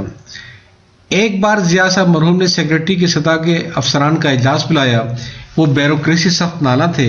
انہوں نے تمام افسران کو سخت غصے کے عالم میں بے نقط سنانی شروع کر دی۔ سب کو اپنی عزت عزیز تھی، چپ کر کے سنتے رہے۔ جذبات کی رو میں آ کر انہوں نے یہاں تک کہہ دیا کہ اگر میں 2-1 افسران پر سختی کروں تو سب ٹھیک ہو جائیں گے۔ سختی کرنے کا لفظ ابو نے اپنے کالم میں ایک ذکر کیا تھا اس لیے نقل کر دیا۔ مجھے اچھی طرح یاد ہے کہ ابو نے اس دور میں بتایا تھا کہ ضیاء صاحب مرحوم نے فوجی زبان اور اصطلاح میں یہ کہا تھا کہ اگر میں 2-1 سینئر افسروں کی پتلون اتار دوں تو سب ٹھیک ہو جائیں گے۔ ہر شخص سناٹے میں آ گیا۔ لوگ ایک دوسرے سے آنکھیں بھی نہ ملا رہے تھے۔ ایسے میں ایک شخص کھڑا ہوا اور بلند آواز میں بولا کہ پتلون صرف سول افسران کی کیوں اترے؟ کیوں نہ آپ کے 2-1 فوجی افسران کی بھی پتلون اتار لی جائے؟ کیسا رہے گا؟ سب لوگ سناٹے میں آ گئے۔ ضیاء صاحب مرحوم بھنا گئے اور برہم ہو کر کہا کہ میرے ساتھیوں کے بارے میں کچھ مت کہیے گا۔ کیوں؟ کیا وہ سب فرشتے ہیں؟ اسی شخص نے زوردار آواز میں پھر سوال کیا۔ میٹنگ بدمزگی میں ختم ہو گئی۔ کچھ لوگوں نے چیف مارشل ایڈمنسٹریٹر کی آنکھ میں آنکھ ڈال کر ترکی بترکی جواب دینے والے کو مشورہ دیا کہ آپ اپنے الفاظ واپس لے لیں اور معافی مانگ لیں۔ پھر اسی خواہش کا اظہار مرحوم ضیاء صاحب نے بھی کیا کہ میں سب بھلانے کو تیار ہوں اگر معافی مانگ لی جائے، مگر اس مرد قلندر نے کہا کہ آغاز ضیاء صاحب نے کیا تھا، پہلے وہ اپنے الفاظ واپس لیں پھر میں معافی مانگ لوں گا۔ مطلق العنان حکمران وقت اور چیف مارشل ایڈمنسٹریٹر کی آنکھ میں آنکھ ڈال کر اس شخص نے صرف اس لیے للکارا کہ اس کو اپنی اور اپنے ساتھیوں کی توہین ایک فوجی حکمران کے ہاتھوں منظور نہ تھی۔ یہ شخص وہی جسٹس ریٹائرڈ سمدانی تھے جسے لفٹ مین نے افسر تسلیم نہ کرتے ہوئے جب لفٹ سے نکالا تو اس نے عدم شناخت کو اپنی توہین نہ سمجھا، نہ اپنا تعارف کروانا مناسب سمجھا، بلکہ دوسری لفٹ کا انتظار کرنے لگا۔ یہ فرق ہے انا کا اور عزت نفس کا۔ ایک دریا دل وکیل کی داستان۔ ابو کی ایک خاص عادت تھی کہ اچھی یا بری جو بات ان کے علم میں آتی تھی ہم لوگوں سے ذکر ضرور کرتے تھے۔ ایک بار حکومت پاکستان کو بین الاقوامی عدالت میں مقدمہ لڑنے کے لیے ایک وکیل کی ضرورت تھی۔ اس دور کے ایک بہت نامی گرامی پاکستانی وکیل کا انتخاب ہوا جن کی پیشہ ورانہ شہرت بھی اچھی تھی۔ ابو کہنے لگے کہ منہ مانگی فیس لینے کے بعد انہوں نے اس خواہش کا اظہار کیا کہ دوران مقدمہ انہیں کل وقتی پرائیویٹ سیکرٹری کی ضرورت ہوگی۔ عارضی پوسٹ تخلیق کی گئی، تنخواہ $500 ماہانہ مقرر ہوئی۔ پھر وکیل صاحب سے پوچھا گیا کہ آپ کو کس قسم کے سیکرٹری کی ضرورت ہے تاکہ انتظام ہو سکے۔ وکیل صاحب نے فرمایا کہ اس تردد کی ضرورت نہیں کیونکہ میں نے فیصلہ کیا ہے کہ میری اہلیہ میری پرائیویٹ سیکرٹری ہوں گی۔ آپ ان کے نام کا تنخواہ کا چیک ہر مہینے مجھے بھیج دیا کیجیے۔ پھر ابو نے ایک بار بتایا کہ وکیل صاحب مری میں مقیم تھے۔ ایک بار سیکرٹری قانون نے پیغام بھیجا کہ وزارت کے 7-8 لوگ کسی میٹنگ میں مری جا رہے ہیں، صبح اور شام بک ہے، دوپہر کا وقت خالی ہے، بہتر ہے لنچ پر مل لیا جائے۔ تاکہ مقدمات پر بات ہو جائے۔ وکیل صاحب راضی ہو گئے، مگر لوگوں نے نوٹ کیا کہ دوران لنچ ان کا رویہ عجیب اکھڑا اکھڑا سا تھا۔ اتنے خاموش کہ سوال کرنے والا سوال دہرا کر بھی شرمندہ ہو جائے۔ جواب ندارد، کیونکہ وکیل صاحب خاموشی سے چھت گھور رہے ہوتے تھے۔ اس گھمبیر ماحول میں وزارت قانون کے ایک افسر نے کہا کہ آج کے کھانے کا بل آپ وزارت کو بھیج دیجیے گا تاکہ ہم ادائیگی کر سکیں۔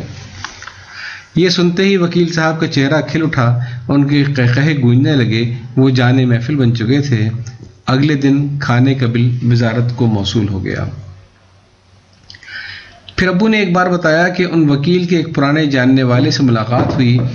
وہ اور وکیل صاحب ان دنوں ملک سے باہر ایک ساتھ ایک ہی ملک میں مقیم تھے۔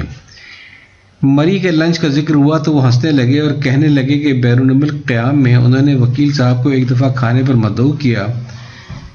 جواب میں وکیل صاحب نے بھی کہا کہ میری بیگم سموسہ بڑا اچھا بناتی ہیں، میں کبھی آپ کو سموسے کی دعوت دوں گا۔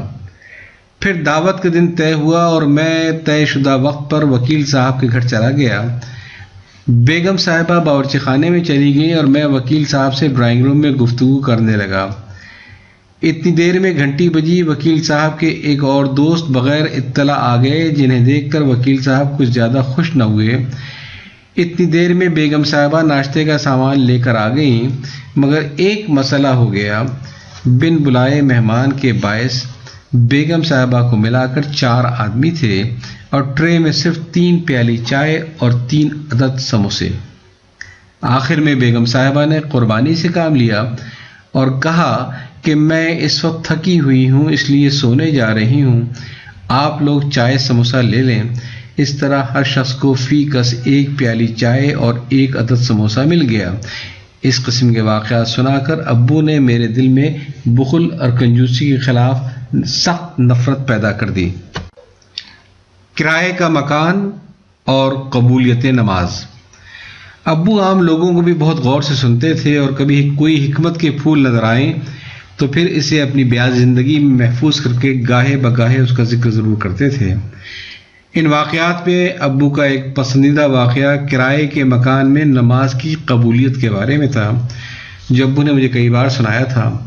ابو ان دنوں جس کمیٹی کے ممبر تھے وہ سرکاری ملازمین کے لیے مکان کا بندوبست، مکان کے معائنے اور مالک کے مکان سے کرائے کے تعین کے بعد منظوری کرتی تھی۔ ایسے میں ابو کے ایک دوست نے نیا مکان کرائے پر لینے کے لیے ابو کی مدد چاہی۔ ان کی خواہش تھی کہ سارے مراحل تیزی سے طے ہوں تاکہ وہ اپنا موجودہ مکان مالک مکان کی حسب خواہش تاریخ مقررہ سے پہلے خالی کر دیں۔ اتفاق تھا کہ جو نئے مکان انہوں نے تلاش کیے وہاں مالک مکان سے شرائط طے نہ ہو پا رہی تھی۔ مکان خالی کرنے کی تاریخ قریب آ رہی تھی۔ ان کا اضطراب اب بڑھ رہا تھا۔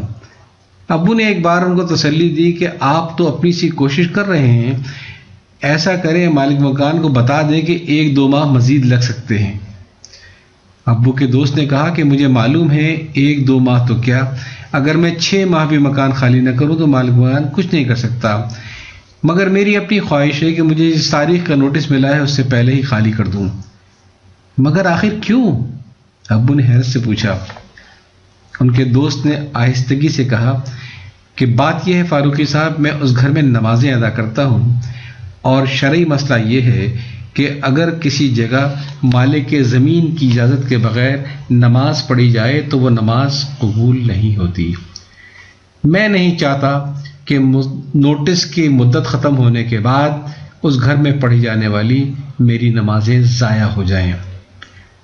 ابو نے جب یہ قصہ مجھے سنایا تو مجھے بڑی شدت سے خیال آیا کہ میں نے آج تک کسی مسجد کے امام کی جمعے کی تقریر میں یہ مسئلہ کیوں نہیں سنا۔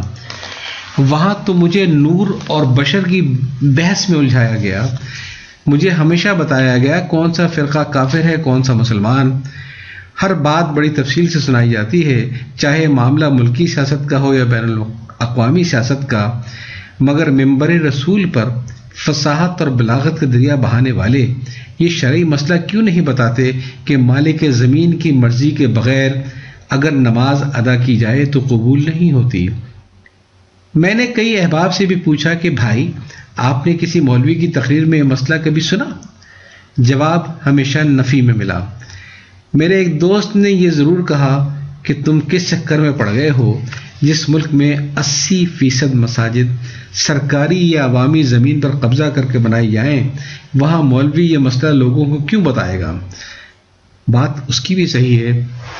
میں نے ایک بار ایک امام مسجد سے پوچھا تھا کہ آپ کے بچے کیا کر رہے ہیں، تو ان صاحب نے بتایا کہ تینوں میں چھوٹا ابھی تعلیم حاصل کر رہا ہے، درمیانے والا ایک چھوٹی سی پرچون کی دکان چلا رہا ہے، البتہ بڑا والا ماشاءاللہ بہت تیز ہے۔ میں نے الحمدللہ اس کو ایک مسجد ڈلوا دی ہے، اب اس کی طرف سے مجھے اطمینان ہے۔ جہاں اولادوں کو مسجدیں ڈلوا دی جائیں وہاں سجدوں کی قبولیت کی پرواہ کس کو ہوگی؟ ملکہ معظمہ بڑی ہیں یا وزیر اعظم؟ کوئی ایسی بات جہاں غیروں کی خوشی کی خاطر ملکی وقار یا مذہبی فرائض کو پس پش ڈال دیا جائے، ابو کو تڑپا کر رکھ دیا کرتی تھی۔ سن 2006 میں برطانوی وزیر اعظم ٹونی بلیئر صاحب اسلام آباد آئے تھے اور پروگرام کے مطابق ان کو شاہ فیصل مسجد اسلام آباد کا دورہ کرنا تھا۔ اس دن فیصل مسجد میں وزیر اعظم برطانیہ کے اعزاز یا ان کی حفاظت کے خیال سے فیصل مسجد کے دروازے نمازیوں کے لیے بند کر دیے گئے۔ ستم تو یہ تھا کہ اس دن عصر کی اذان نہ دی گئی، نہ باجماعت نماز ادا کی گئی۔ ابو تڑپ اٹھے اور کالم لکھا کہ ملکہ معظمہ بڑی ہیں یا وزیر اعظم، اور یاد دلایا کہ 1961 میں جب ملکہ برطانیہ پاکستان آئی تھیں تو ان کے اعزاز میں ڈھاکہ کے رمنا میدان میں شہری استقبالیہ رکھا گیا تھا۔ اس وقت کے ڈھاکہ کے کمشنر WB قادری نے نوٹ کیا کہ دوران تقریب مغرب کی نماز کا وقت ہو جائے گا اور نماز کا وقفہ نہیں تھا۔ کوشش کی مگر برطانوی ہائی کمشنر نے کہا کہ ملکہ کا شیڈول تبدیل نہیں کیا جا سکتا، ان کی اور بھی مصروفیات ہیں۔ شہری استقبالیے کے فوراً بعد ملکہ کی ملاقات ڈھاکہ میں مقیم برطانوی باشندوں سے طے تھی۔ پروگرام میں تبدیلی ممکن نہیں، مگر قادری صاحب نے ہدایت دی کہ جلسہ گاہ میں مغرب کی نماز کے لیے صفوں کا انتظام کیا جائے۔ آگے ان کا کام۔ جلسہ شروع ہو گیا۔ ملکہ ڈیوک آف ایڈنبرا، گورنر مشرقی پاکستان اسٹیج پر تھے، خواجہ خیر الدین استقبالیہ پیش کر رہے تھے۔ قادری صاحب نے ملکہ کے سیکرٹری سے درخواست کی کہ کسی غلط فہمی کے باعث پروگرام میں مغرب کی نماز کا وقفہ شامل ہونے سے رہ گیا۔ آپ ملکہ سے اجازت لیجئے کہ تقریر کے انگریزی ترجمے کے بعد 15 منٹ نماز مغرب کا وقفہ دے دیا جائے۔ ملکہ نے اجازت دی اور کہا کہ برطانوی شہریوں سے ملاقات کی 15 منٹ آگے کر دی جائے۔ ان سارے معاملات کا نہ گورنر کو علم تھا نہ چیف سیکرٹری کو، اور ترجمہ ختم ہوتے ہی قادری صاحب نے غیر متوقع اعلان کیا کہ ملکہ کی ذاتی اجازت سے جلسے کی کارروائی 15 منٹ کے لیے ملتوی کی جاتی ہے تاکہ نماز مغرب ادا ہو سکے۔ میدان کے دائیں حصے میں صفیں تیار ہیں، آپ لوگ نماز کے لیے چلیے۔ ابو نے لکھا کہ لوگوں پر یہ اعلان سن کر عجیب کیفیت طاری ہو گئی اور سوائے غیر مسلم مہمانوں کے ہر شخص مغرب کی نماز ادا کرنے چلا گیا۔ قادری صاحب بھی ملکہ کی اجازت لے کر نماز پڑھنے چلے گئے۔ یہ قادری صاحب کے ایمان کی پختگی تھی کہ ملکہ برطانیہ اپنے پرسنل اسٹاف اور چند دیگر لوگوں کے ساتھ تنہا اسٹیج پر انتظار کرتی رہیں کہ نماز مغرب ختم ہو تو جلسے کی تقریب مکمل کی جائے۔ ابو نے لکھا کہ WB قادری بعد میں حکومت پاکستان کے سیکرٹری بن کر اسلام آباد منتقل ہوئے، پھر 1967 میں روزہ افطار کرنے کے بعد سجدے کی حالت میں اپنے خالق حقیقی سے جا ملے۔ پہلی سگریٹ میرے پیکٹ سے۔ اولاد کی تربیت کے سلسلے میں ابو کے اپنے ہی انداز تھے۔ جب میں آہستہ آہستہ بڑا ہونا شروع ہوا تو ایک دن ابو نے مجھے بلا کر اپنے پاس بٹھایا اور کہا کہ بیٹا میں 7ویں 8ویں کلاس میں چین اسموکر بن چکا تھا، کالج تک پہنچتے پہنچتے 25 سگریٹ کا ٹن پیک خریدنے لگا تھا، اس لیے میں تم کو سگریٹ پینے سے نہیں روکوں گا، میری طرف سے تمہیں اجازت ہے، تم جب چاہو سگریٹ شروع کر سکتے ہو، بس زندگی کا کوئی کام مجھ سے چھپ کر مت کرنا، میری صرف ایک خواہش ہے کہ تم اپنی زندگی کا پہلا سگریٹ میرے سامنے میرے پیکٹ سے نکال کر پینا۔ میں خوش ہوا کہ چلو اجازت تو ملی، مگر ابو نے میرے ساتھ ہاتھ کر دیا تھا۔ زندگی کا پہلا سگریٹ میرے سامنے میرے پیکٹ سے نکال کر میرے اندر باوجود اجازت کے کبھی اس بات کی ہمت نہ ہو سکی۔ ابو میں قوت ارادی بہت غضب کی تھی۔ شاید 1973 کی بات ہے، مجھے نشے کی لت پڑ گئی تھی۔ اگر آدھا گھنٹہ نشہ نہ ملے تو دل گھبرانے لگتا تھا، ہاتھ پاؤں کانپنے لگتے تھے، پسینہ چھوٹنے لگتا تھا اور میں نشہ پورا کرنے پر مجبور ہو جاتا تھا۔ میں نے زندگی میں کبھی پان، سگریٹ، تمباکو، سونف، سپاری یا تمباکو کی کسی بھی شکل کو ہاتھ تک نہ لگایا تھا، مگر مجھے نشے کی لت پڑ گئی تھی۔ یہ نشہ تھا چائے کا، جو بڑھتے بڑھتے دن میں 2 درجن پیالی تک پہنچ گئی تھی۔ مجھے چائے تھرماس بھر کے ملنے لگی، میں تھوڑی تھوڑی دیر بعد چسکی لیتا۔ ابو مجھے سمجھاتے تھے کہ ہر چیز کی کثرت بری ہے، تم چائے کی عادت کم کرو۔ پھر ابو نے مجھ سے کہا کہ تم صرف 40 دن خود پر قابو پالو، یہ عادت ترک ہو جائے گی۔ 40 دن؟ یہ کیسے ممکن ہے ابو؟ میں نے سوال کیا۔ یہ تو بہت آسان ہے، اگر تم ارادہ کر لو تو۔ میں نے ٹرمپ کارڈ پھینکا۔ ٹھیک ہے ابو، آپ 40 دن کے لیے سگریٹ چھوڑ دیں، میں چائے چھوڑتا ہوں۔ معاہدہ ہو گیا۔ ہم دونوں نے 40 دن تک اپنا عہد نبھایا۔ اس کے بعد سے میں نے آج تک اپنی زندگی میں کبھی چائے کی پیالی کو ہاتھ تک نہیں لگایا، مگر ابو مجھے جل دے گئے۔ 40 دن مکمل ہوتے ہی انہوں نے دوبارہ سگریٹ شروع کر دی۔ یہ فاؤل ہے، میں نے احتجاج کیا۔ میرا وعدہ 40 دن کا تھا، ساری عمر کا نہیں۔ ابو نے اطمینان سے کش لیتے ہوئے کہا۔ غالباً 1996 دسمبر کی بات ہے کہ ابو نے ارادہ کیا کہ اب وقت آ گیا ہے کہ سگریٹ چھوڑ دی جائے۔ ڈبیا کھول کر جتنے سگریٹ موجود تھے سب توڑ کر پھینک دیے، اور وہ آخری دن تھا جب ابو نے سگریٹ پی۔ پھر انہیں پوری زندگی سگریٹ کی طلب نہ ہوئی۔ ابو کی وزاداری۔ ابو میرے ہیرو تھے اور میں ان کا پرستار۔ ابو کی ایک وزاداری تھی کہ ہمیشہ شیروانی کے پہناوے میں ملبوس رہتے تھے، جو مجھے بہت اچھا لگتا تھا۔ شاید ملازمت کے ابتدائی دنوں میں جب ابو کرتا اور کھڑا پاجامہ پہن کر دفتر جاتے تھے، ایک بار پینٹ سلوائی تھی جو صرف ایک ہی دن پہنی۔ جس ہوٹل میں کھانا کھانے جاتے تھے اس کے بہرے نے پینٹ کی تعریف کر دی۔ ابو خاموشی سے گھر گئے، اپنا کرتا پاجامہ پہنا، ایک دن کی پہنی ہوئی پینٹ لے جا کر اس بہرے کو دے دی، پھر ساری عمر کرتے اور پاجامے یا شیروانی میں ملبوس رہے۔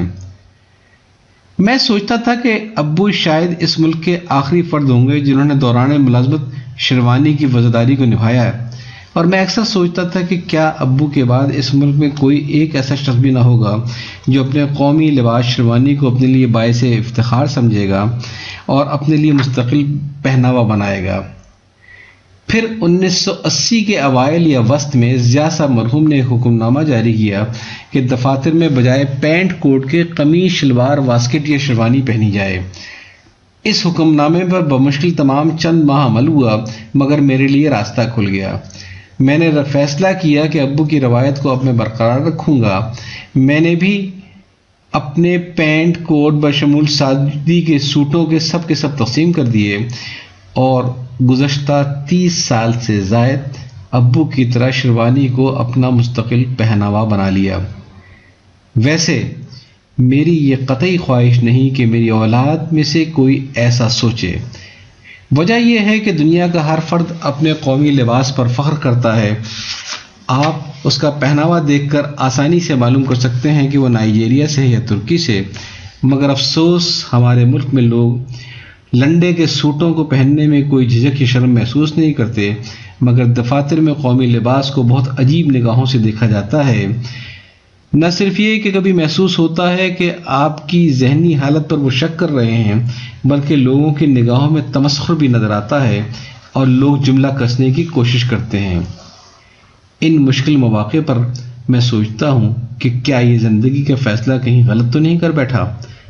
مجھے یاد ہے ایک بار میں اپنے دفتر سے باہر سڑک پر اپنی گاڑی آنے کا انتظار کر رہا تھا۔ سامنے ایک بس ٹریفک رش میں آہستہ ہو گئی۔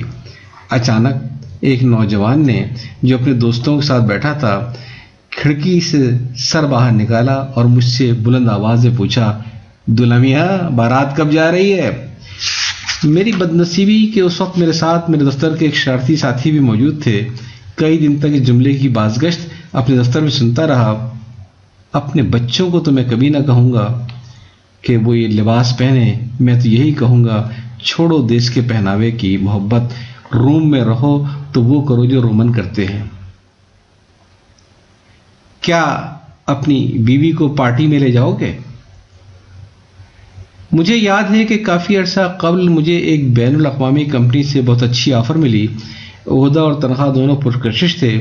میں اس وقت اپنی ملازمت سے کافی پریشان بھی تھا۔ خوشی ہوئی کہ اللہ نے میری سن لی۔ میں نے خوشی خوشی ابو کو یہ خبر سنائی اور اپنا فیصلہ بھی کہ میں کل استعفیٰ دے دوں گا، مگر خلاف توقع ابو کچھ خاموش ہو گئے اور وہ خوش نہیں لگتا تھا کہ جیسے خوش نہ ہو۔ میں حیران ہو گیا۔ میں نے سبب پوچھا تو ابو نے کہا کہ ایک بات بتاؤ، کل تمہاری شادی بھی ہو جائے گی، کیا تم ذہنی طور پر آمادہ ہو کہ اپنی بیوی کو پارٹیوں میں لے جایا کرو گے، یا یہ کہ تمہاری بیوی تمہارے دفتر کے ساتھیوں کو پارٹی میں بلائے؟ میں نے کہا نہیں۔ کہنے لگے پھر بہتر ہے کہ یہ نوکری مت کرو، کیونکہ مجھے معلوم ہے کہ یہ اس کمپنی میں ملازمت کا لازمی حصہ ہوگی اور تمہارے عہدے کا تقاضا بھی۔ پھر ابو نے سمجھایا کہ کوئی طبقہ اچھا یا برا نہیں ہوتا، غریبوں میں بھی مذہب سے دوری اور اخلاقی بیراروی اپنی انتہا پہ نظر آئے گی، اور ڈیفنس کی کلاس میں بھی تہجد گزار اور خوف خدا کے حامل لوگ ملیں گے۔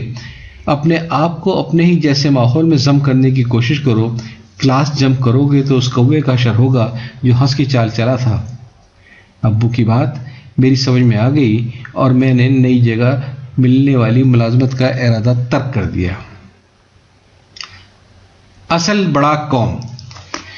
ابو کے قصے اور واقعات سن کر مجھے یہ معلوم ہو گیا تھا کہ دفتری معاملات میں بڑا وہ نہیں ہوتا جس کا رتبہ یا عہدہ بڑا ہوتا ہے، بلکہ اصل بڑا وہ ہوتا ہے جسے اس کے ماتحت اپنا باس سمجھنے کے بجائے اپنا استاد اور قائد سمجھیں، جس سے ماتحت خوف نہ کھائیں بلکہ تحفظ محسوس کریں کہ اگر کل مجھ پر برا وقت پڑا تو میرا باس میری پشت پر ہوگا اور مجھے مکمل تحفظ دے گا۔ کئی سال پرانی بات ہے، جب میں پاک کویت انویسٹمنٹ کمپنی میں کام کرتا تھا۔ ایک دن میری ٹیم کا ایک لڑکا بہت پریشان میرے پاس آیا اور کہا کہ فلاں پارٹی کی بلنگ کے سلسلے میں مجھ سے فارمولے میں کچھ بنیادی غلطی ہو گئی تھی، لہٰذا ہم اب اس پارٹی کو مسلسل کم رقم کی بلنگ کر رہے ہیں اور وہ رقم بھی کم بھیج رہی ہے۔ یہ سلسلہ کب سے چل رہا ہے؟ میں نے اس سے پریشان ہو کر پوچھا۔ اس نے بتایا کہ تقریباً 2-2.5 سال سے۔ میں نے فائل پڑھی تو معلوم ہوا کہ کافی لمبی رقم کم منگوائی گئی تھی۔ اتفاق سے آڈٹ سمیت کسی نے بھی غلطی کی نشاندہی نہ کی تھی۔ میں نے اس سے پوچھا کہ کیا پہلی بار بلنگ کے وقت تم نے مجھ سے منظوری لی تھی؟ اس نے کہا کہ مجھ سے غلطی ہو گئی تھی، میں نے آپ سے کبھی بھی یہ بل ڈسکس نہیں کیا تھا۔ میرا ذاتی تجربہ ہے کہ اس قسم کے واقعات میں عمومی طور پر باسز اپنی گردن کو بچانے کے لیے ماتحت کو قربانی کا بکرا بنا دیتے ہیں۔ دفتر میں خاصا ہنگامہ بنتا ہے، باس خود اپنے نمبر بنانے دوڑا اپنے باس کے پاس جاتا ہے اور کہ اب میں کب تک پردہ ڈالتا رہوں ان لوگوں کی نالائقیوں کے اوپر، اس مرتبہ تو اس نے حد ہی کر دی، یہ دیکھیے کمپنی کا کتنا بڑا نقصان میں نے پکڑا ہے، آپ اس کو کہیں اور ٹرانسفر کر دیں اور مجھے ایسا لڑکا دیں جس میں تھوڑی سی عقل ہو۔ باسز یہ ساری ہنگامہ آرائی اس لیے کرتے ہیں کہ ان سے یہ سوال نہ ہو کہ بھائی غلطی اکیلے ماتحت کی نہیں، آپ کیا سو رہے تھے؟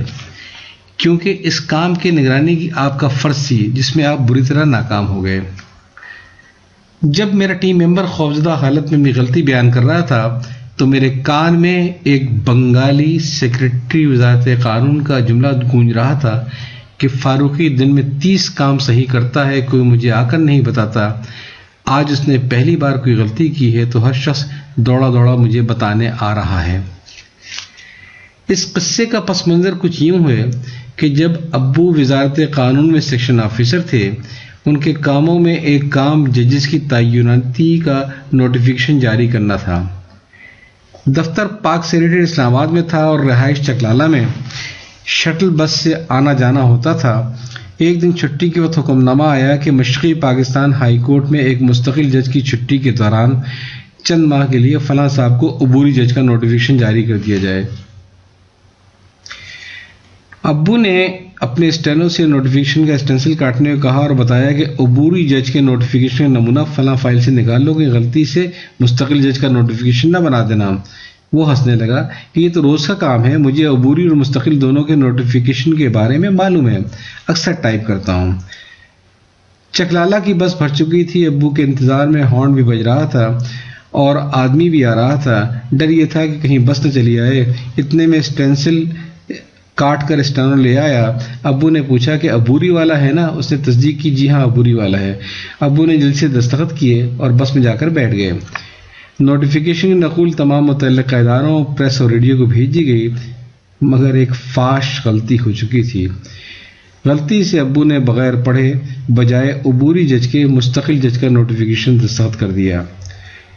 جو لوگ ان باریکیوں کو جانتے تھے انہیں معلوم تھا کہ یہ کتنا بڑا دھماکہ ہو گیا ہے۔ وہ بنگالی جج صاحب جن کا نوٹیفیکیشن ہو گیا تھا، انہوں نے رجسٹرار، ہائی کورٹ اور وزارت قانون کو لکھ کر مطالبہ کیا کہ ان کے لیے بطور مستقل جج پروٹوکول اور حلف برداری کا انتظام کیا جائے۔ بنگالی وزیر قانون نے جج صاحب کو ٹرنک کال ملا کر کہا کہ آپ کو معلوم ہے کہ مشرقی پاکستان میں ہائی کورٹ میں مستقل جج کا عہدہ خالی نہیں، آپ کو فلاں صاحب کی جگہ پہ عبوری جج مقرر کیا گیا ہے۔ یہ ایک کلیریکل غلطی ہے جس کی تصحیح کی جا رہی ہے، لہٰذا آپ مستقل جج کی مراعات اور حلف برداری پر اصرار نہ کریں۔ مگر وہ جج صاحب اس پر مصر ہو گئے تھے کہ جناب میں نے تو فی الحال رجسٹرار کو ہدایت جاری کر دی ہے کہ نوٹیفیکیشن پر اس کی روح کے مطابق عمل ہو، میرا حلف مستقل جج کا ہو۔ آپ جس دوسرے نوٹیفیکیشن کی بات کر رہے ہیں وہ میں پڑھنے کے بعد ہی کچھ تبصرہ کر پاؤں گا۔ بنگالی وزیر قانون نے جج صاحب سے کہا کہ اگر تم نے مستقل جج کا حلف لیا تو میں سیکشن افسر کو بول کر تمہاری برطرفی کا نوٹیفیکیشن نکلوا دوں گا۔ تمہیں ہائی کورٹ سے بھی جاؤ گے اور سیشن کورٹ سے بھی جہاں سے تم آ رہے ہو، لیکن ایک سیکشن افسر ایک ہائی کورٹ کے جج کی برطرفی کا نوٹیفیکیشن کیسے دستخط کر سکتا ہے؟ جج صاحب نے احتجاج کیا۔ کیوں؟ اگر اس کے دستخط سے تم مستقل جج کی حلف برداری پر اصرار کر سکتے ہو تو اس کے دستخط سے برطرف کیوں نہیں ہو سکتے؟ جج صاحب کی بات سمجھ میں آ گئی، انہوں نے اصرار ترک کر دیا۔ ادھر یہ مسائل چل رہے تھے، ادھر شاہ سے زیادہ شاہ پرست افسران سیکریٹری قانون کو بار بار اطلاع دے رہے تھے کہ دیکھیے یہ فاروقی نے کیا مسئلہ کھڑا کر دیا، مگر اس نے بجائے ابو کے خلاف کوئی کارروائی کرنے کے حاسدین کے منہ یہ کہہ کر بند کر دیے کہ فاروقی دن میں 30 کام صحیح کرتا ہے تو مجھے کوئی آ کر بتاتا نہیں، آج اس نے پہلی بار کوئی غلطی کی ہے تو ہر شخص دوڑا دوڑا بتانے آ رہا ہے۔ اس قصے کو میں کئی بار سن چکا تھا، لہذا جب میری ٹیم کے ممبر سے غلطی ہوئی تو میں نے اس کو تسلی دی اور کہا کہ تم روز کے 10 کام صحیح کرتے ہو تو اس کا کریڈٹ مجھے ملتا ہے۔ اگر آج تم سے پہلی بار کوئی غلطی ہوئی ہے تو میں تمہیں اکیلا نہیں چھوڑوں گا، ہم دونوں مل کر بھگتیں گے۔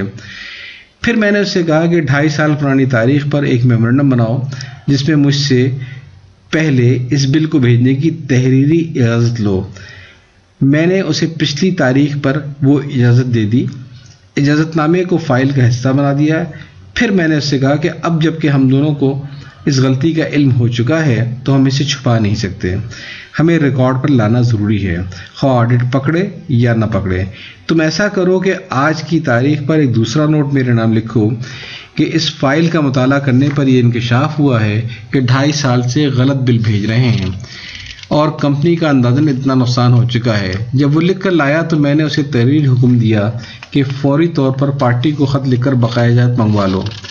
اس نے خط لکھا اور میں انتظار کرنے لگا کہ اونٹ کس کروٹ بیٹھے گا اور کتنا ملبہ مجھ پر گرے گا، جس کی کافی ذمہ داری ابو کے ان بنگالی سیکریٹری قانون کی ہوگی کہ میں جن کے راستے پر چل رہا تھا۔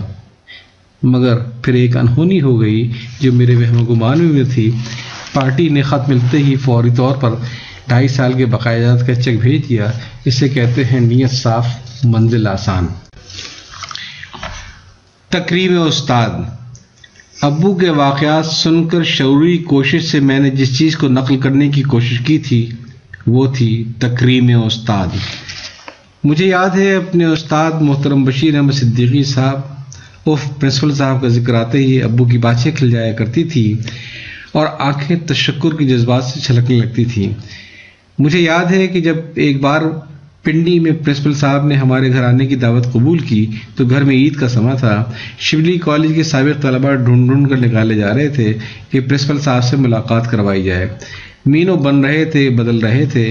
میں اس بات پر حیران بھی تھا کہ جب پرنسپل صاحب پہلی بار ہندوستان سے پاکستان آئے تو ان کے استقبال کے لیے رات 10 بجے نہ صرف یہ کہ اسٹیشن پر ان کے سارے رشتہ دار موجود تھے بلکہ ایک قطار میں ان کے سابق طالب علم بھی تھے۔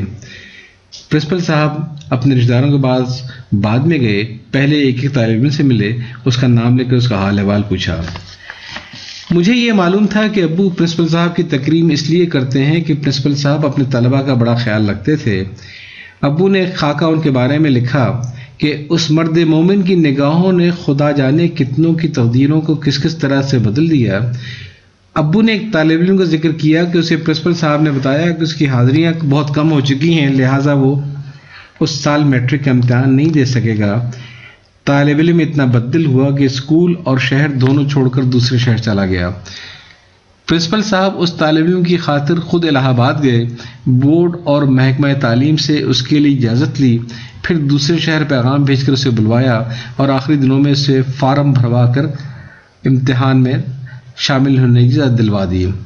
ابو نے لکھا کہ وہ لڑکا آج بھی جانتا ہے کہ اگر وہ اس سال امتحان میں شریک ہو کر کامیاب نہ ہوتا تو پھر شاید وہ اس کی تعلیم کا آخری سال ہوتا۔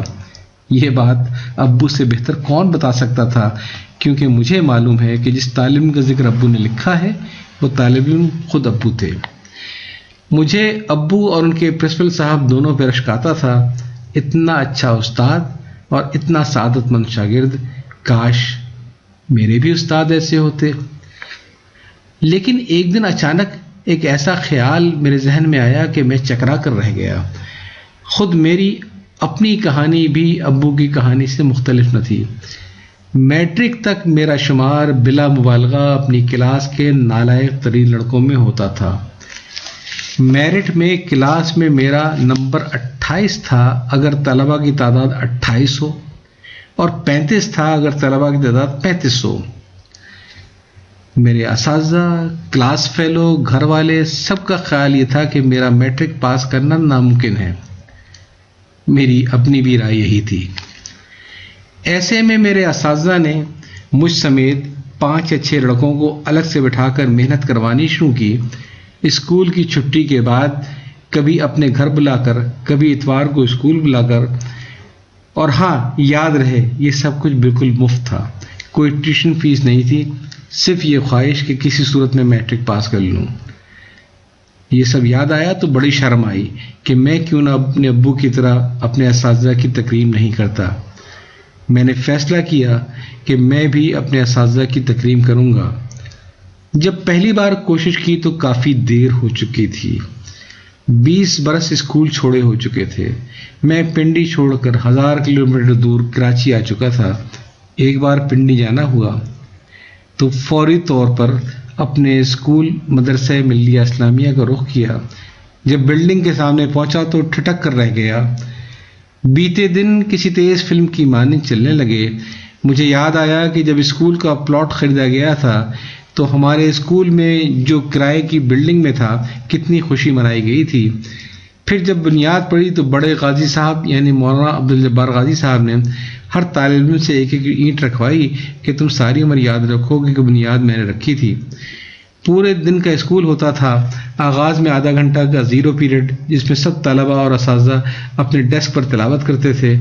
ظہر اور عصر کی نماز پورا اسکول باجماعت پڑھتا تھا، اور ظہر کے بعد تمام طالب علم صفوں پر ساتھ بیٹھ کر کھانا کھاتے اپنے اساتذہ کے ساتھ، تاکہ محفل میں کھانا کھانے کے آداب سیکھ سکیں۔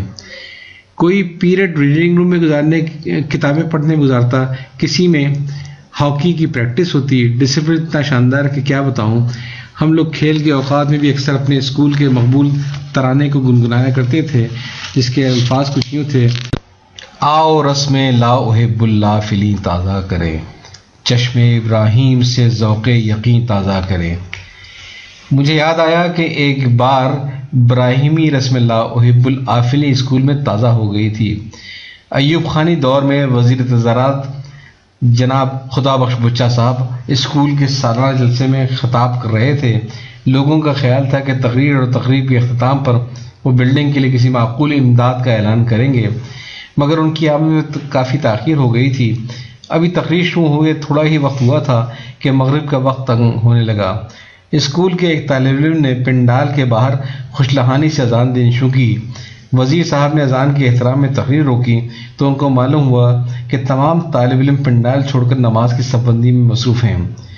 تقریر اور تقریب ختم کرنے کا اعلان کیا اور چلے گئے۔ یہ سب کچھ بغیر کسی پیشگی تیاری کے ہوا۔ جس لڑکے نے اذان دی اس کی جواب طلبی نہ ہوئی کہ ذرا سی جلد بازی میں پوری تقریب کا کلائمیکس کیوں خراب کر دیا، اذان سے پیشتر مشورہ کیوں نہ کیا۔ یہ جواب طلبی اس لیے نہ ہوئی کہ اس وقت سورج غروب ہو چکا تھا اور وہ جو موصوف تقریر کر رہے تھے ان کو بھی غروب ہونا تھا، اور سب رسم لا احب العافلین کے قائل تھے، اس لیے اذان تو وقت پر ہونی ہی تھی، خواہ قیمت کتنی ہی کیوں نہ ہوتی۔ غروب ہونے والے کی خاطر اذان روکی نہیں جا سکتی تھی۔ جب 20 سال کے بعد میں اسکول پہنچا تو مجھے یوں لگا کہ میں کسی غلط جگہ کھڑا ہوں۔ بلڈنگ وہی تھی مگر یہ اجٹ قسم کے لڑکوں کی بھیڑ میرے اسکول میں کیا کر رہی ہے؟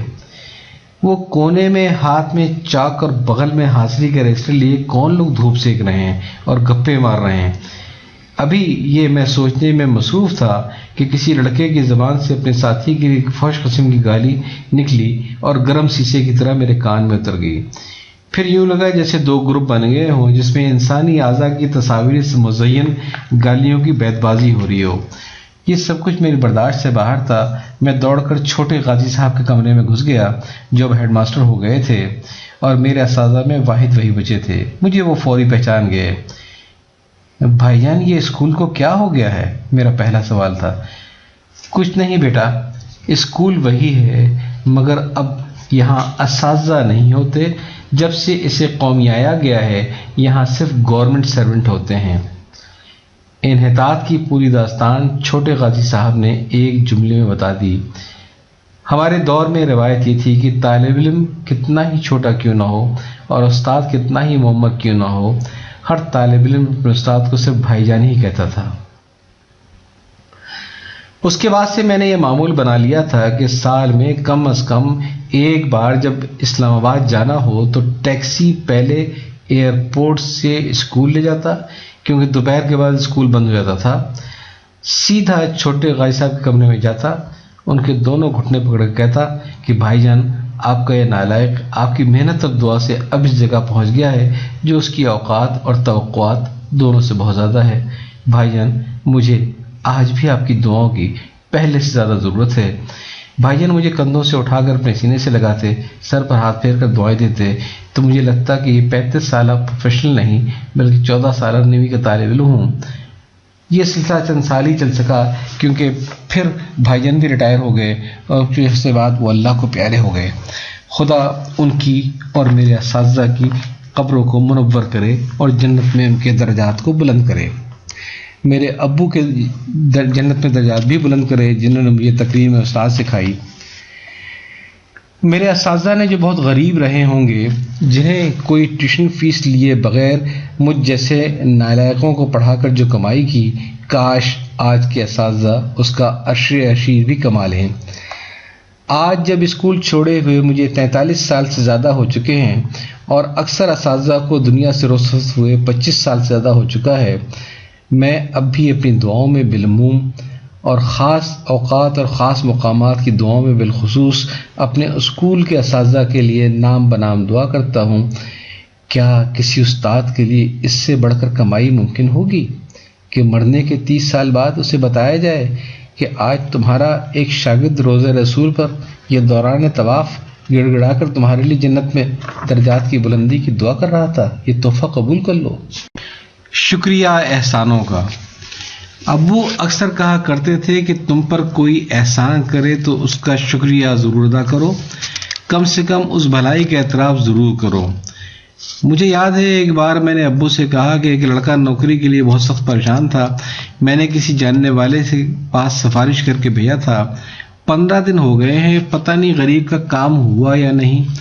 میں چاہتا ہوں کہ اگر ہو گیا ہو تو ان صاحب کا شکریہ ادا کر دوں، نہ ہوا ہو تو کہیں اور کوشش کروں۔ ابو نے کہا پہلے یہ بتاؤ کہ جس لڑکے کو تم نے بھیجا تھا وہ ہندو تھا یا مسلمان؟ میں نے کہا مسلمان۔ کہنے لگے پھر کسی تردد کی ضرورت نہیں، جن کے پاس بھیجا تھا ان کو فون کر کے ان کا شکریہ ادا کر دو۔ ابو کہنے لگے 15 دن تک فون نہ آئے تو اس کا مطلب یہ ہے کہ اس لڑکے کا کام ہو چکا ہے، اور یہ مسلمان کی شان کے خلاف ہے۔ وہ کام ہو جانے کے بعد کسی صورت میں شکریہ ادا کرنا تو بڑی بات، کوئی اس کی رسید ہی دے دے۔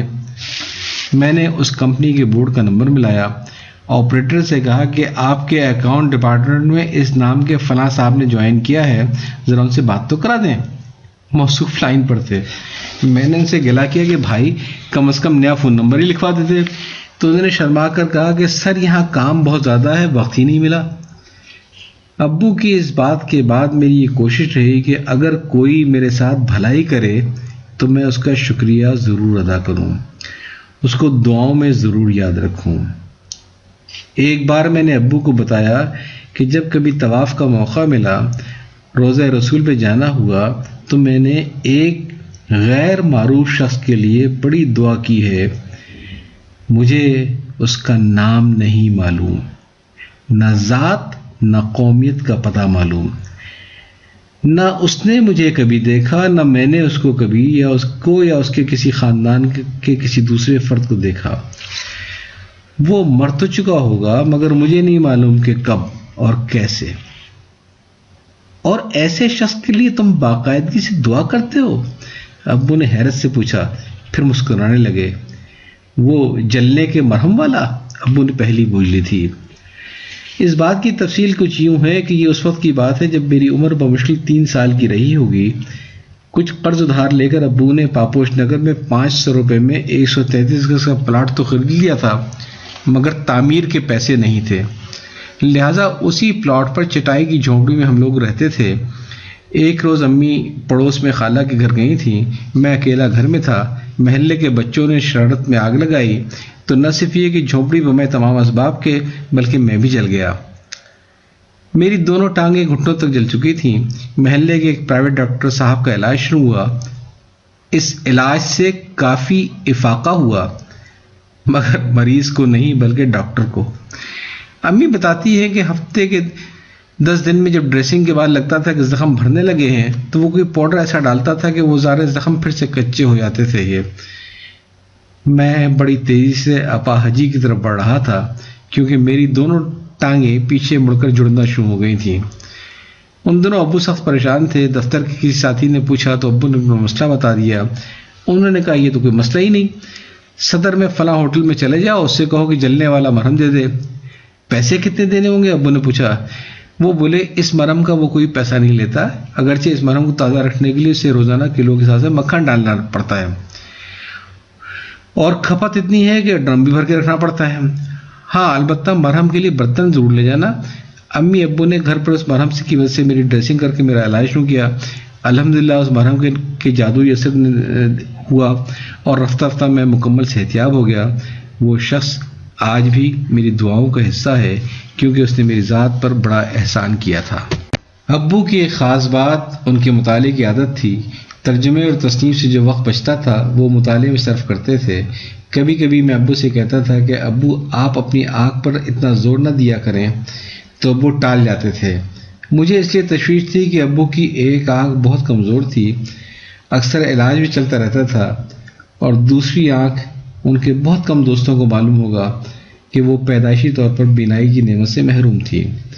ابو بتاتے ہیں کہ زندگی میں پہلی بار ایک آنکھ سے نابینا ہونے کا علم کالج میں جانے کے بعد ہوا، جب وہ آنکھ کا معائنہ کرانے ایک ڈاکٹر کے پاس گئے اور ڈاکٹر نے حسب معمول ایک آنکھ بند کر کے دوسری آنکھ پہ دیوار پہ کچھ حرف پڑھنے کو آیا تو انکشاف ہوا کہ اس آنکھ میں سرے سے بینائی نہیں تھی۔ ابو کہتے ہیں کہ میں بچپن سے یہی سمجھتا تھا کہ جیسا میں دیکھتا ہوں ویسے ہی ہر شخص دیکھتا ہوگا۔ ابو کے انتقال کی وجہ کیا تھی؟ یوں تو ابو کو دل سمیت کئی امراض لاحق تھے، مگر میں سمجھتا ہوں کہ ابو کے انتقال ان میں سے کسی ایک مرض سے نہیں ہوا جن کی تشخیص مختلف اوقات میں ڈاکٹر حضرات ان کے رپورٹ کارڈ پر لکھتے رہے تھے۔ وہ 30 برس سے زیادہ مختلف بیماریوں میں مبتلا رہے مگر ہمیشہ حشاش بشاش رہے۔ کبھی کسی نے ان کی زبان سے مایوسی کا کلمہ یا بیماری کے ہاتھوں مجبوریوں کا احوال نہ سنا تھا۔ میں نے زندگی میں صرف ایک مرتبہ 1982 میں ان کے منہ سے سنا تھا کہ اگر میں مر جاؤں تو تم گھبرانا مت، ہمت سے کام لینا، فلاں فلاں کام ایسے ایسے کرنے ہوں گے۔ یہ اس وقت کی بات ہے جب ابو سے ایک سرکاری دورے پر اندرون بلوچستان گئے تھے۔ وہاں ایک جیپ میں سفر کے دوران وہ حادثے کا شکار ہوئے اور جیپ کھائی میں گر پڑی تھی۔ یہ بہت سنگین حادثہ تھا۔ انہیں کوئٹہ کے سرکاری اسپتال میں انتہائی نگہداشت میں رکھا گیا۔ میں کوئٹہ گیا کہ ابو کو لے کر کراچی آ سکوں، مگر ایک بڑا مسئلہ یہ ہو گیا کہ ابو کے گردن اور کے مہرے کی ہڈی سرک گئی تھی۔ چنانچہ ڈاکٹروں نے ان کے سر میں شکنجہ کس کے انہیں ایک چرخی کی مدد سے وزن سے لٹکایا ہوا تھا تاکہ ہڈی اپنی جگہ پہ بیٹھ جائے۔ میں اکیلا ابو کے ساتھ تھا اسپتال میں، کیونکہ مجھے آتے وقت اندازہ بھی نہ تھا کہ کتنا سنگین حادثہ ہوا ہے۔ میں تو صرف ان کو کراچی واپس لانے کے لیے گیا تھا۔ ایسے میں ابو نے ایک دن رات 3 بجے کے قریب مجھے نصیحتیں اور وصیتیں کرنی شروع کر دی، اور میں رونے لگ گیا کہ ابو میں اس وقت آپ کے ساتھ بالکل اکیلا ہوں، آپ ایسی باتیں کر کے پلیز مجھے پریشان نہ کریں۔ ابو خاموش ہو گئے۔ جیسے تیسے ان کو کراچی لایا۔ بہت طویل عرصے وہ جناح اسپتال میں اسی حالت میں زیر علاج رہے کہ شکنجے کی مدد سے ان کے سر پر وزن لاد دیا گیا تھا۔ وہ ہل جل نہیں سکتے تھے۔ ان کو پورا اندازہ تھا کہ اگر خدا نخواستہ علاج میں ناکامی ہوئی تو اس کا نتیجہ ساری عمر کی معذوری میں نکل سکتا ہے، لیکن ابو نے کبھی مایوسی اور بے بسی کا اظہار نہ کیا۔ کراچی آتے ہی ان کی شگفتگی بھی لوٹ آئی تھی اور وہ اسپتال میں اپنے تیمانداروں سے ہنسی مذاق اور لطیفہ گوئی میں مصروف رہے، جو ان کی شخصیت کا حصہ تھی۔ خدا کی مہربانی اور ابو کی قوت ارادی سے ابو کو صحت مل گئی۔ اگرچہ ہر سال سردیوں میں ابو کی گردن میں تکلیف شروع ہو جاتی تھی، مگر ابو نے کبھی نہ ہم لوگوں سے نہ اپنے احباب سے اپنی تکلیف کا ذکر نہ کیا۔ وہ ہر حال میں خوش رہتے تھے اور خوش رکھتے تھے۔ 1990 میں دل کے مرض کی تشخیص ہو گئی تھی، مگر ابو نے اس کو سنجیدگی سے نہیں لیا۔ 1996 میں جب ابو کو پہلی بار دل کا دورہ اٹھا، ڈاکٹروں نے بائی پاس کا مشورہ دیا، مگر ابو نے مشورے کو بائی پاس کر دیا۔ ہاں، ایک فرق ضرور آیا کہ اب وہ اپنے مرض کو سنجیدگی سے لینے لگے تھے، مگر ترجیح انہوں نے بجائے ایلوپیتھی کے حکمت کو دی۔ اچھے حکیموں سے مشورے سے اپنے لیے نسخہ ترتیب دلوایا، جس میں کئی خمیرے اور قبلاب وغیرہ شامل تھے۔ وہ بڑی باقاعدگی سے حکمت کی دوا استعمال منگواتے تھے یا خود لاتے تھے اور استعمال کرتے تھے۔ ان کو 14 سال تک دل سمیت کوئی سنگین بیماری نہ ہوئی۔ 2010 میں ان کا برین ہیمریج ہو گیا تھا۔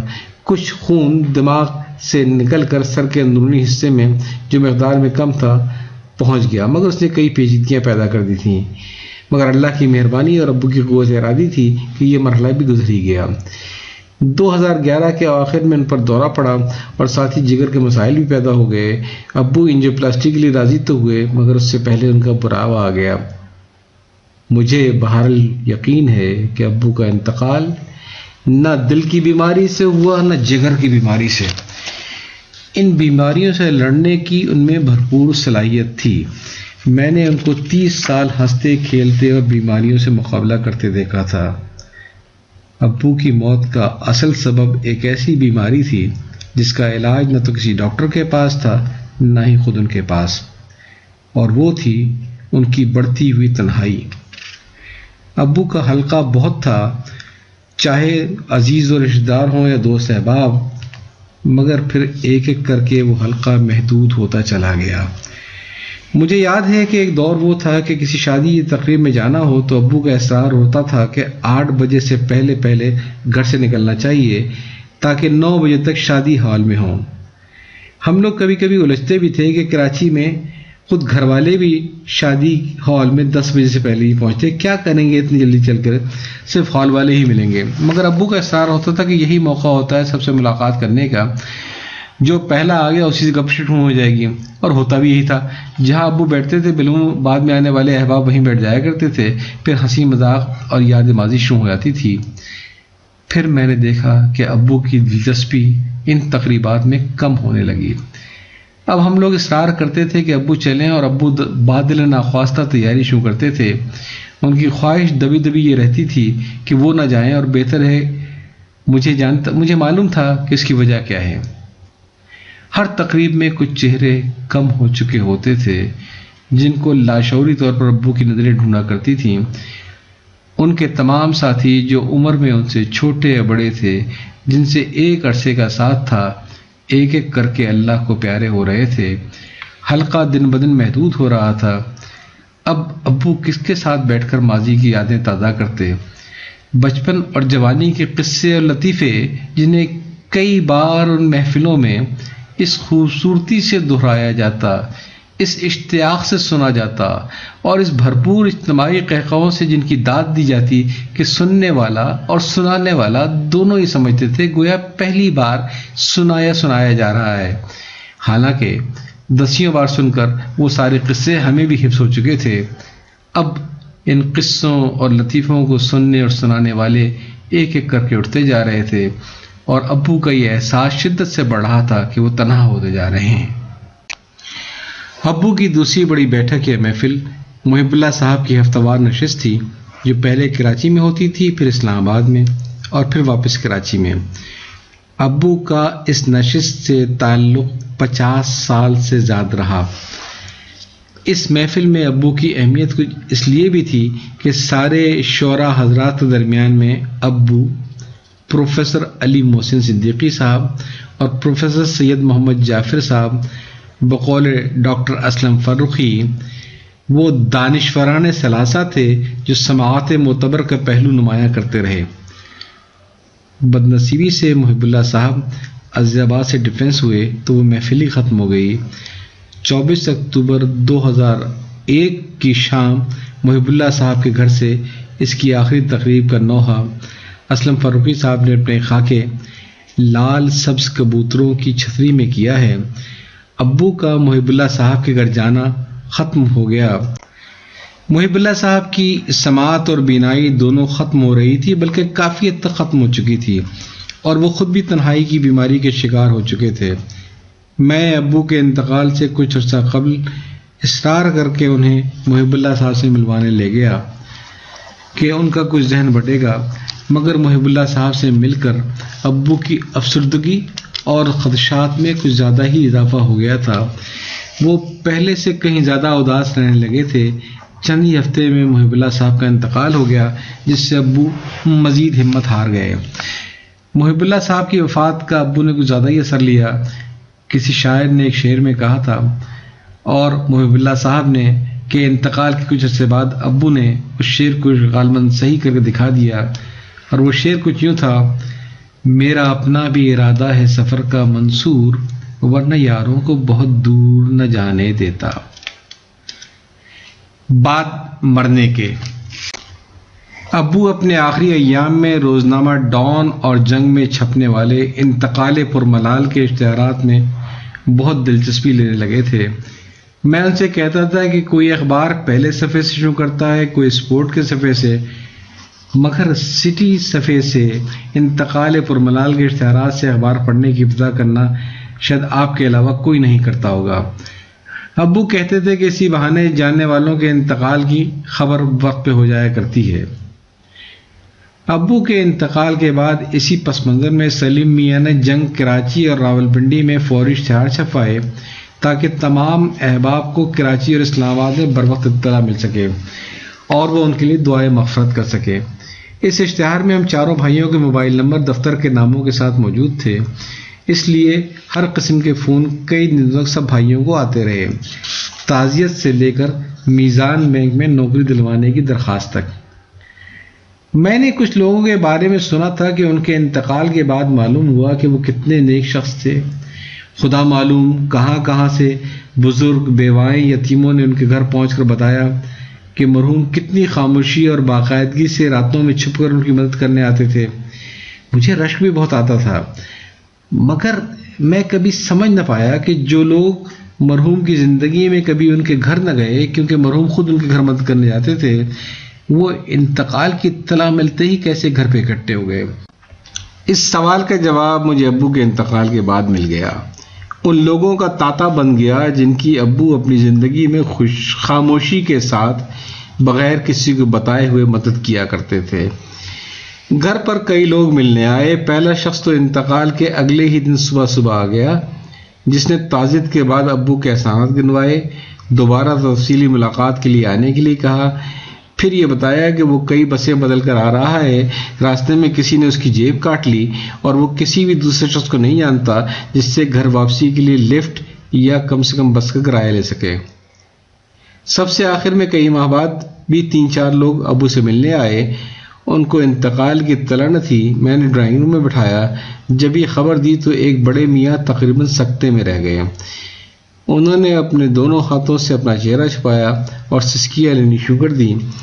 باقی دو حضرات انہیں پانی پلا کر ان کی کمر سہلانے کر ان کی دلجوئی مصروف ہو گئے۔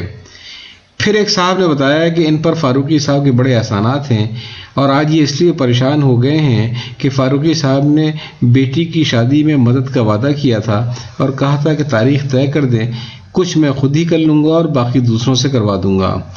ان کو تو اس حادثے کا علم نہ تھا، یہ بیچارے لڑکے والوں سے اگلے مہینے کی تاریخ لے کر آ گئے ہیں۔ اندرون سندھ پنجاب صوبہ پختونخوا کے کئی مدارس سے فون آئے، خطوط بھی آئے، جن میں بتایا گیا تھا کہ نہ صرف یہ کہ فاروقی صاحب کا انتقال ان کے اہل خانہ کا بہت بڑا نقصان ہے، بلکہ ان کے مدرسے کا بھی نقصان ہے جس کے ابو مستقل مالی معاون تھے۔ اندرون سندھ سے ایک مدرسے سے مجھے فون آیا جس میں بتایا گیا کہ ابو کے نام کی جمعے کو باقاعدہ قرآن خوانی کا اہتمام ہو رہا ہے، جس میں 300 سے زیادہ بچے قرآن ختم کریں گے۔ اگر خاندان کا کوئی فرد شرکت کر لے تو بہت اچھا ہے۔ پھر انہوں نے یہ بھی بتایا کہ ہم قرآن خوانی کے بعد بچوں کو کھانا کھلوانا چاہیں تو انہیں کوئی اعتراض نہ ہوگا، کیونکہ مدرسے کے بعد اپنے وسائل اتنے نہیں ہیں کہ بچوں کو قرآن خوانی کے بعد کھانے کا اہتمام کر سکے۔ فون میرے پاس نہ صرف یہ کہ کئی مدارس سے آئے بلکہ کچھ خواتین کے بھی آئے۔ ایک دو خواتین نے تو پیشکش کی وہ مرحومین کے لیے اپنے گھر میں قرآن پڑھتی ہیں، اگر ہم قرآن پڑھوانا چاہیں تو ان کے موبائل فون پر ان سے رابطہ قائم کر لیں۔ کچھ نے ابو کی نیکیوں کا ذکر کیا، جیسے نارتھ کراچی کی خاتون نے بتایا کہ نہ صرف یہ کہ بیوقی کی بات سے ان کے باورچی خانے کا مکمل بلکہ ان کے گردے کا علاج بھی کافی حد تک ابو ہی کے ذمہ تھا، ابو ہی سارے خرچے اٹھا رہے تھے۔ مجھے میڈیکل کی وہ طالبہ بھی نہیں بھولتی جو فون پر بلک بلک کر رو رہی تھی کہ 3 سال سے اس کی میڈیکل کی تعلیم کا سارا خرچہ ابو نے اٹھایا ہوا تھا، اب اس کو کالج چھوڑنا پڑ جائے گا کیونکہ اگلے 2 سال کی فیسیں بھرنے کے وسائل اس کے پاس نہیں۔ ایسی کہانیاں سنی کہ کیا بتاؤں، مگر ان ساری کہانیوں میں صرف ایک ہی جھول تھا، اور وہ یہ کہ ابو کی زندگی اور اس قسم کے تمام معاملات گھر میں کھلی کتاب کی طرح تھے۔ کس مخصوص چوک کے کس مخصوص فقیر کو 10 روپے لازم ملے گا ہم سب جانتے تھے، کیونکہ وہ کھلے پیسے ابو جیب میں رکھ کے سفر شروع کرتے تھے۔ اسی طرح کس سفید پوش کو ابو کتنے وقفے کے بعد کتنے 1000 روپے دیتے ہیں یہ بھی ہم سب جانتے تھے۔ حد تو یہ ہے کہ ہمیں یہ بھی معلوم ہوتا تھا کہ بقرعید کے کتنے دن کے بعد ابو کس شخص کے لیے کون سا اور کتنا گوشت مانگیں گے۔ ان حالات میں میرے لیے اجنبی لوگوں کے خطوط، ٹیلی فون اور رابطوں کا صرف اتنا ہی اثر ہوا کہ بعد از مرگ لوگوں کی نیکیوں کے انکشافات کی حقیقت معلوم ہو گئی۔ مجھے یہ معلوم ہوا کہ انتقال کے بعد قرآن خوانی وغیرہ کے سلسلے میں جو اشتہارات چائے ہوتے ہیں اس سے صرف اخباری سند ہی کو فائدہ نہیں ہوتا، بلکہ بڑے منظم طریقے سے وہ لوگ بھی فائدہ اٹھاتے ہیں جو ان اشتہارات کا ریکارڈ رکھتے ہیں، پھر خطوط، ٹیلی فون اور ملاقاتوں کے ذریعے ان اشتہارات کو اپنی آمدنی بڑھانے کا ذریعہ بناتے ہیں۔ اگر دن کے 1-2 لوگ بھی ان کی کہانی پر یقین کر لیں تو دہاڑی تو لگیں گے نا۔ مجھے کچھ ہستیوں کا شکریہ ادا کرنا ہے۔ ابو کے جانے کے بعد مجھے بہت احساس ہوا کہ میں نے ان کی زندگی میں ان کا شکریہ کیوں نہ ادا کر دیا تھا۔ اب میں اپنی اس غلطی کو دہرانا نہیں چاہتا۔ آج میں پہلی بار 2 ہستیوں کا شکریہ ادا کرنے کے لیے ابو پر اس مضمون کا سہارا لے رہا ہوں۔ پہلی شخصیت ہے میری امی کی۔ مجھے اپنی زندگی اگر ایک جملے میں بیان کرنی ہو تو میں صرف یہی کہوں گا کہ میری زندگی ثبوت ہے اس بات کا کہ ماؤں کی دعائیں قبول ہوتی ہیں۔ مجھے بہت خوف آتا ہے ان ماؤں سے جو غصے میں اولاد کو کوستی ہیں۔ کاش وہ یہ جان لیں کہ ماؤں کی دعائیں بھی قبول ہوتی ہیں اور بد دعائیں بھی قبول ہوتی ہیں۔ ایک شخص کا میں نے انٹرویو پڑھا جس میں انہوں نے اپنے بچپن کے واقعات بھی بیان کیے۔ انہوں نے بتایا کہ وہ بچپن میں بہت شریر تھے، یہاں تک کہ ایک دن گھر میں جب دعوت تھی اور کافی مہمان آئے تھے تو انہوں نے سالن کی ہانڈیوں میں مٹھی بھر کے ریت ڈال دی۔ ان کی ماں بہت غصے ہوئی اور شدید غصے کے عالم میں ان کا نام پکار کر بڑے تیز سے کہا، خدا تجھے امام کعبہ بنائے، یہ تو نے کیا کر دیا؟ یہ سچا قصہ اس شخص کا ہے جسے آج پوری دنیا خانہ کعبہ اور مسجد نبوی کے تمام اماموں کے سربراہ امام شیخ احمد سدیس کے نام سے جانتی ہے۔ وہ وقت جب ماں نے اسے پکار کر کہا تھا، سدیس خدا تجھے کعبے کا امام بنائے، وہ ماں کی دعا کی قبولیت کا وقت تھا۔ اور اگر خدا نہ خواستہ اس وقت ماں نے یہ غصے میں کہا ہوتا، سدیس خدا تجھے غارت کرے، تو کیا شیخ سدیس امام کعبہ بن سکتے تھے؟ امی، مجھے اپنی زندگی میں جو کچھ ملا وہ میری اوقات سے بھی زیادہ تھا اور میری توقعات سے بھی۔ اس کی وجہ یہ تھی امی کہ میرے لیے آپ کی دعائیں اللہ نے قبول کی۔ امی، آج جس گھر میں ہم لوگ رہتے ہیں وہ 1200 گز پر 2 منزلہ بڑا بنگلہ ہے، مگر امی میں کبھی بھلا نہیں سکتا کہ جب میری عمر بہت کم تھی تو ٹین اور چٹائی کی چھت ہوا کرتی تھی۔ میں آپ کی جتنی مرضی خدمت کر لوں اس ایک رات کا شکریہ ادا نہیں کر سکتا۔ جب بارش میں چھت بری طرح سے ٹپک رہی تھی، آپ نے مجھے بستر پر لٹا کر اپنے دونوں بازوؤں پر لحاف تان لیا تھا اور میرے اوپر بیٹھ گئی تھی۔ آپ نے میرے اوپر ایک خیمہ سا بنا دیا تھا تاکہ میں بارش کے پانی میری نیند کو خراب نہ کرے۔ یہ الگ بات ہے کہ گیلے لحاف کے وزن سے آپ کے اپنے ہاتھ چل ہو گئے تھے۔ امی، مجھے 7 جنم بھی آپ کی خدمت کے لیے مل جائیں تو میں اسے ایک رات کا شکریہ ادا نہیں کر سکتا۔ امی، آج ہمارے گھر میں 4 گاڑیاں ہیں۔ ایک گاڑی ڈرائیور کے ساتھ گھر میں صرف آپ کے لیے رہتی ہے، مگر امی مجھے وہ وقت بھی یاد ہے جب آپ نے ایک ہاتھ سے مجھے گود میں اٹھا رکھا تھا اور دوسرے ہاتھ سے بس کی چھت کا ڈنڈا پکڑا ہوا تھا۔ آپ سخت نیند کے عالم میں تھیں کیونکہ ساری رات میں نے آپ کو اپنی بیماری سے جگائے رکھا تھا۔ اس وقت آپ مجھے ڈاکٹر کو دکھانے جن ہسپتال لے جا رہی تھی۔ امی، مجھے 7 جنم بھی آپ کی خدمت کے لیے مل جائیں تو میں اس ایک سفر کا شکریہ ادا نہیں کر سکتا۔ امی، یہ دونوں قصے آپ نے مجھے آخری بار کم سے کم 45 سال قبل سنائے تھے۔ آپ سوچتی ہوں گی کیسا ناشکرہ ہے، سب بھول گیا۔ نہیں امی، میں ایک دن بھی نہیں بھولا۔ ہاں، مجھے شکریہ کرنے کا سلیقہ نہیں آتا، لہٰذا اس مضمون کا سہارا لے رہا ہوں۔ امی، میں کچھ بھی نہیں بھولا ہوں۔ یہ بھی نہیں بھولا کہ کالج لائف تک جب ہر سال عید پر مجھے نیا جوڑا ملتا تھا اسے آپ اپنے ہاتھوں سے سلا کے دیتی تھیں۔ امی، مجھے تو آج تک اپنا وہ براؤن رنگ کا سوٹ یاد ہے جسے پہن کر میں نے پہلی بار سروسز ٹربیونل کی سرکاری ملازمت شروع کی تھی۔ اس لیے یاد ہے کہ سوٹ کے ساتھ آپ نے پہلی بار میرے لیے ایک باسکٹ بھی سی تھی۔ میں آپ کی محبتوں کا نہ بھولا ہوں نہ احسانات کو، بس یہ میری کوتاہی ہے کہ مجھے آپ کی جتنی خدمت کرنی چاہیے میں اس کا 1واں حصہ بھی نہیں کرتا۔ مگر امی پلیز میری کوتاہیوں کو معاف کر دیجئے، اپنی دعاؤں میں کوئی کمی نہ آنے دیجئے، کیونکہ میری عاقبت خراب ہو گئی تو امی سب سے زیادہ دکھ بھی تو آپ ہی کو ہوگا۔ میری زندگی اور اس کا سفر آپ کی دعاؤں سے بہت اچھا گزرا ہے، مگر امی اصل زندگی تو اگلے جہان میں ملتی ہے۔ امی، آپ میرے لیے دعا کریں تاکہ وہ زندگی بھی میرے لیے اچھی ہو۔ دوسرا شکریہ مجھے جس کا ادا کرنا ہے وہ میری ایک بہت اچھی دوست ہے اور میری بیوی بھی۔ عموماً لوگ دوستیاں پہلے کرتے ہیں اور شادی بعد میں، مگر ہم دونوں نے پہلے شادی کی اور بعد میں ہماری دوستی کا آغاز ہوا۔ غزالہ، تم نے دوست کے سارے حق بھی نبھائے اور بیوی کے بھی، اللہ تم کو جزا دے۔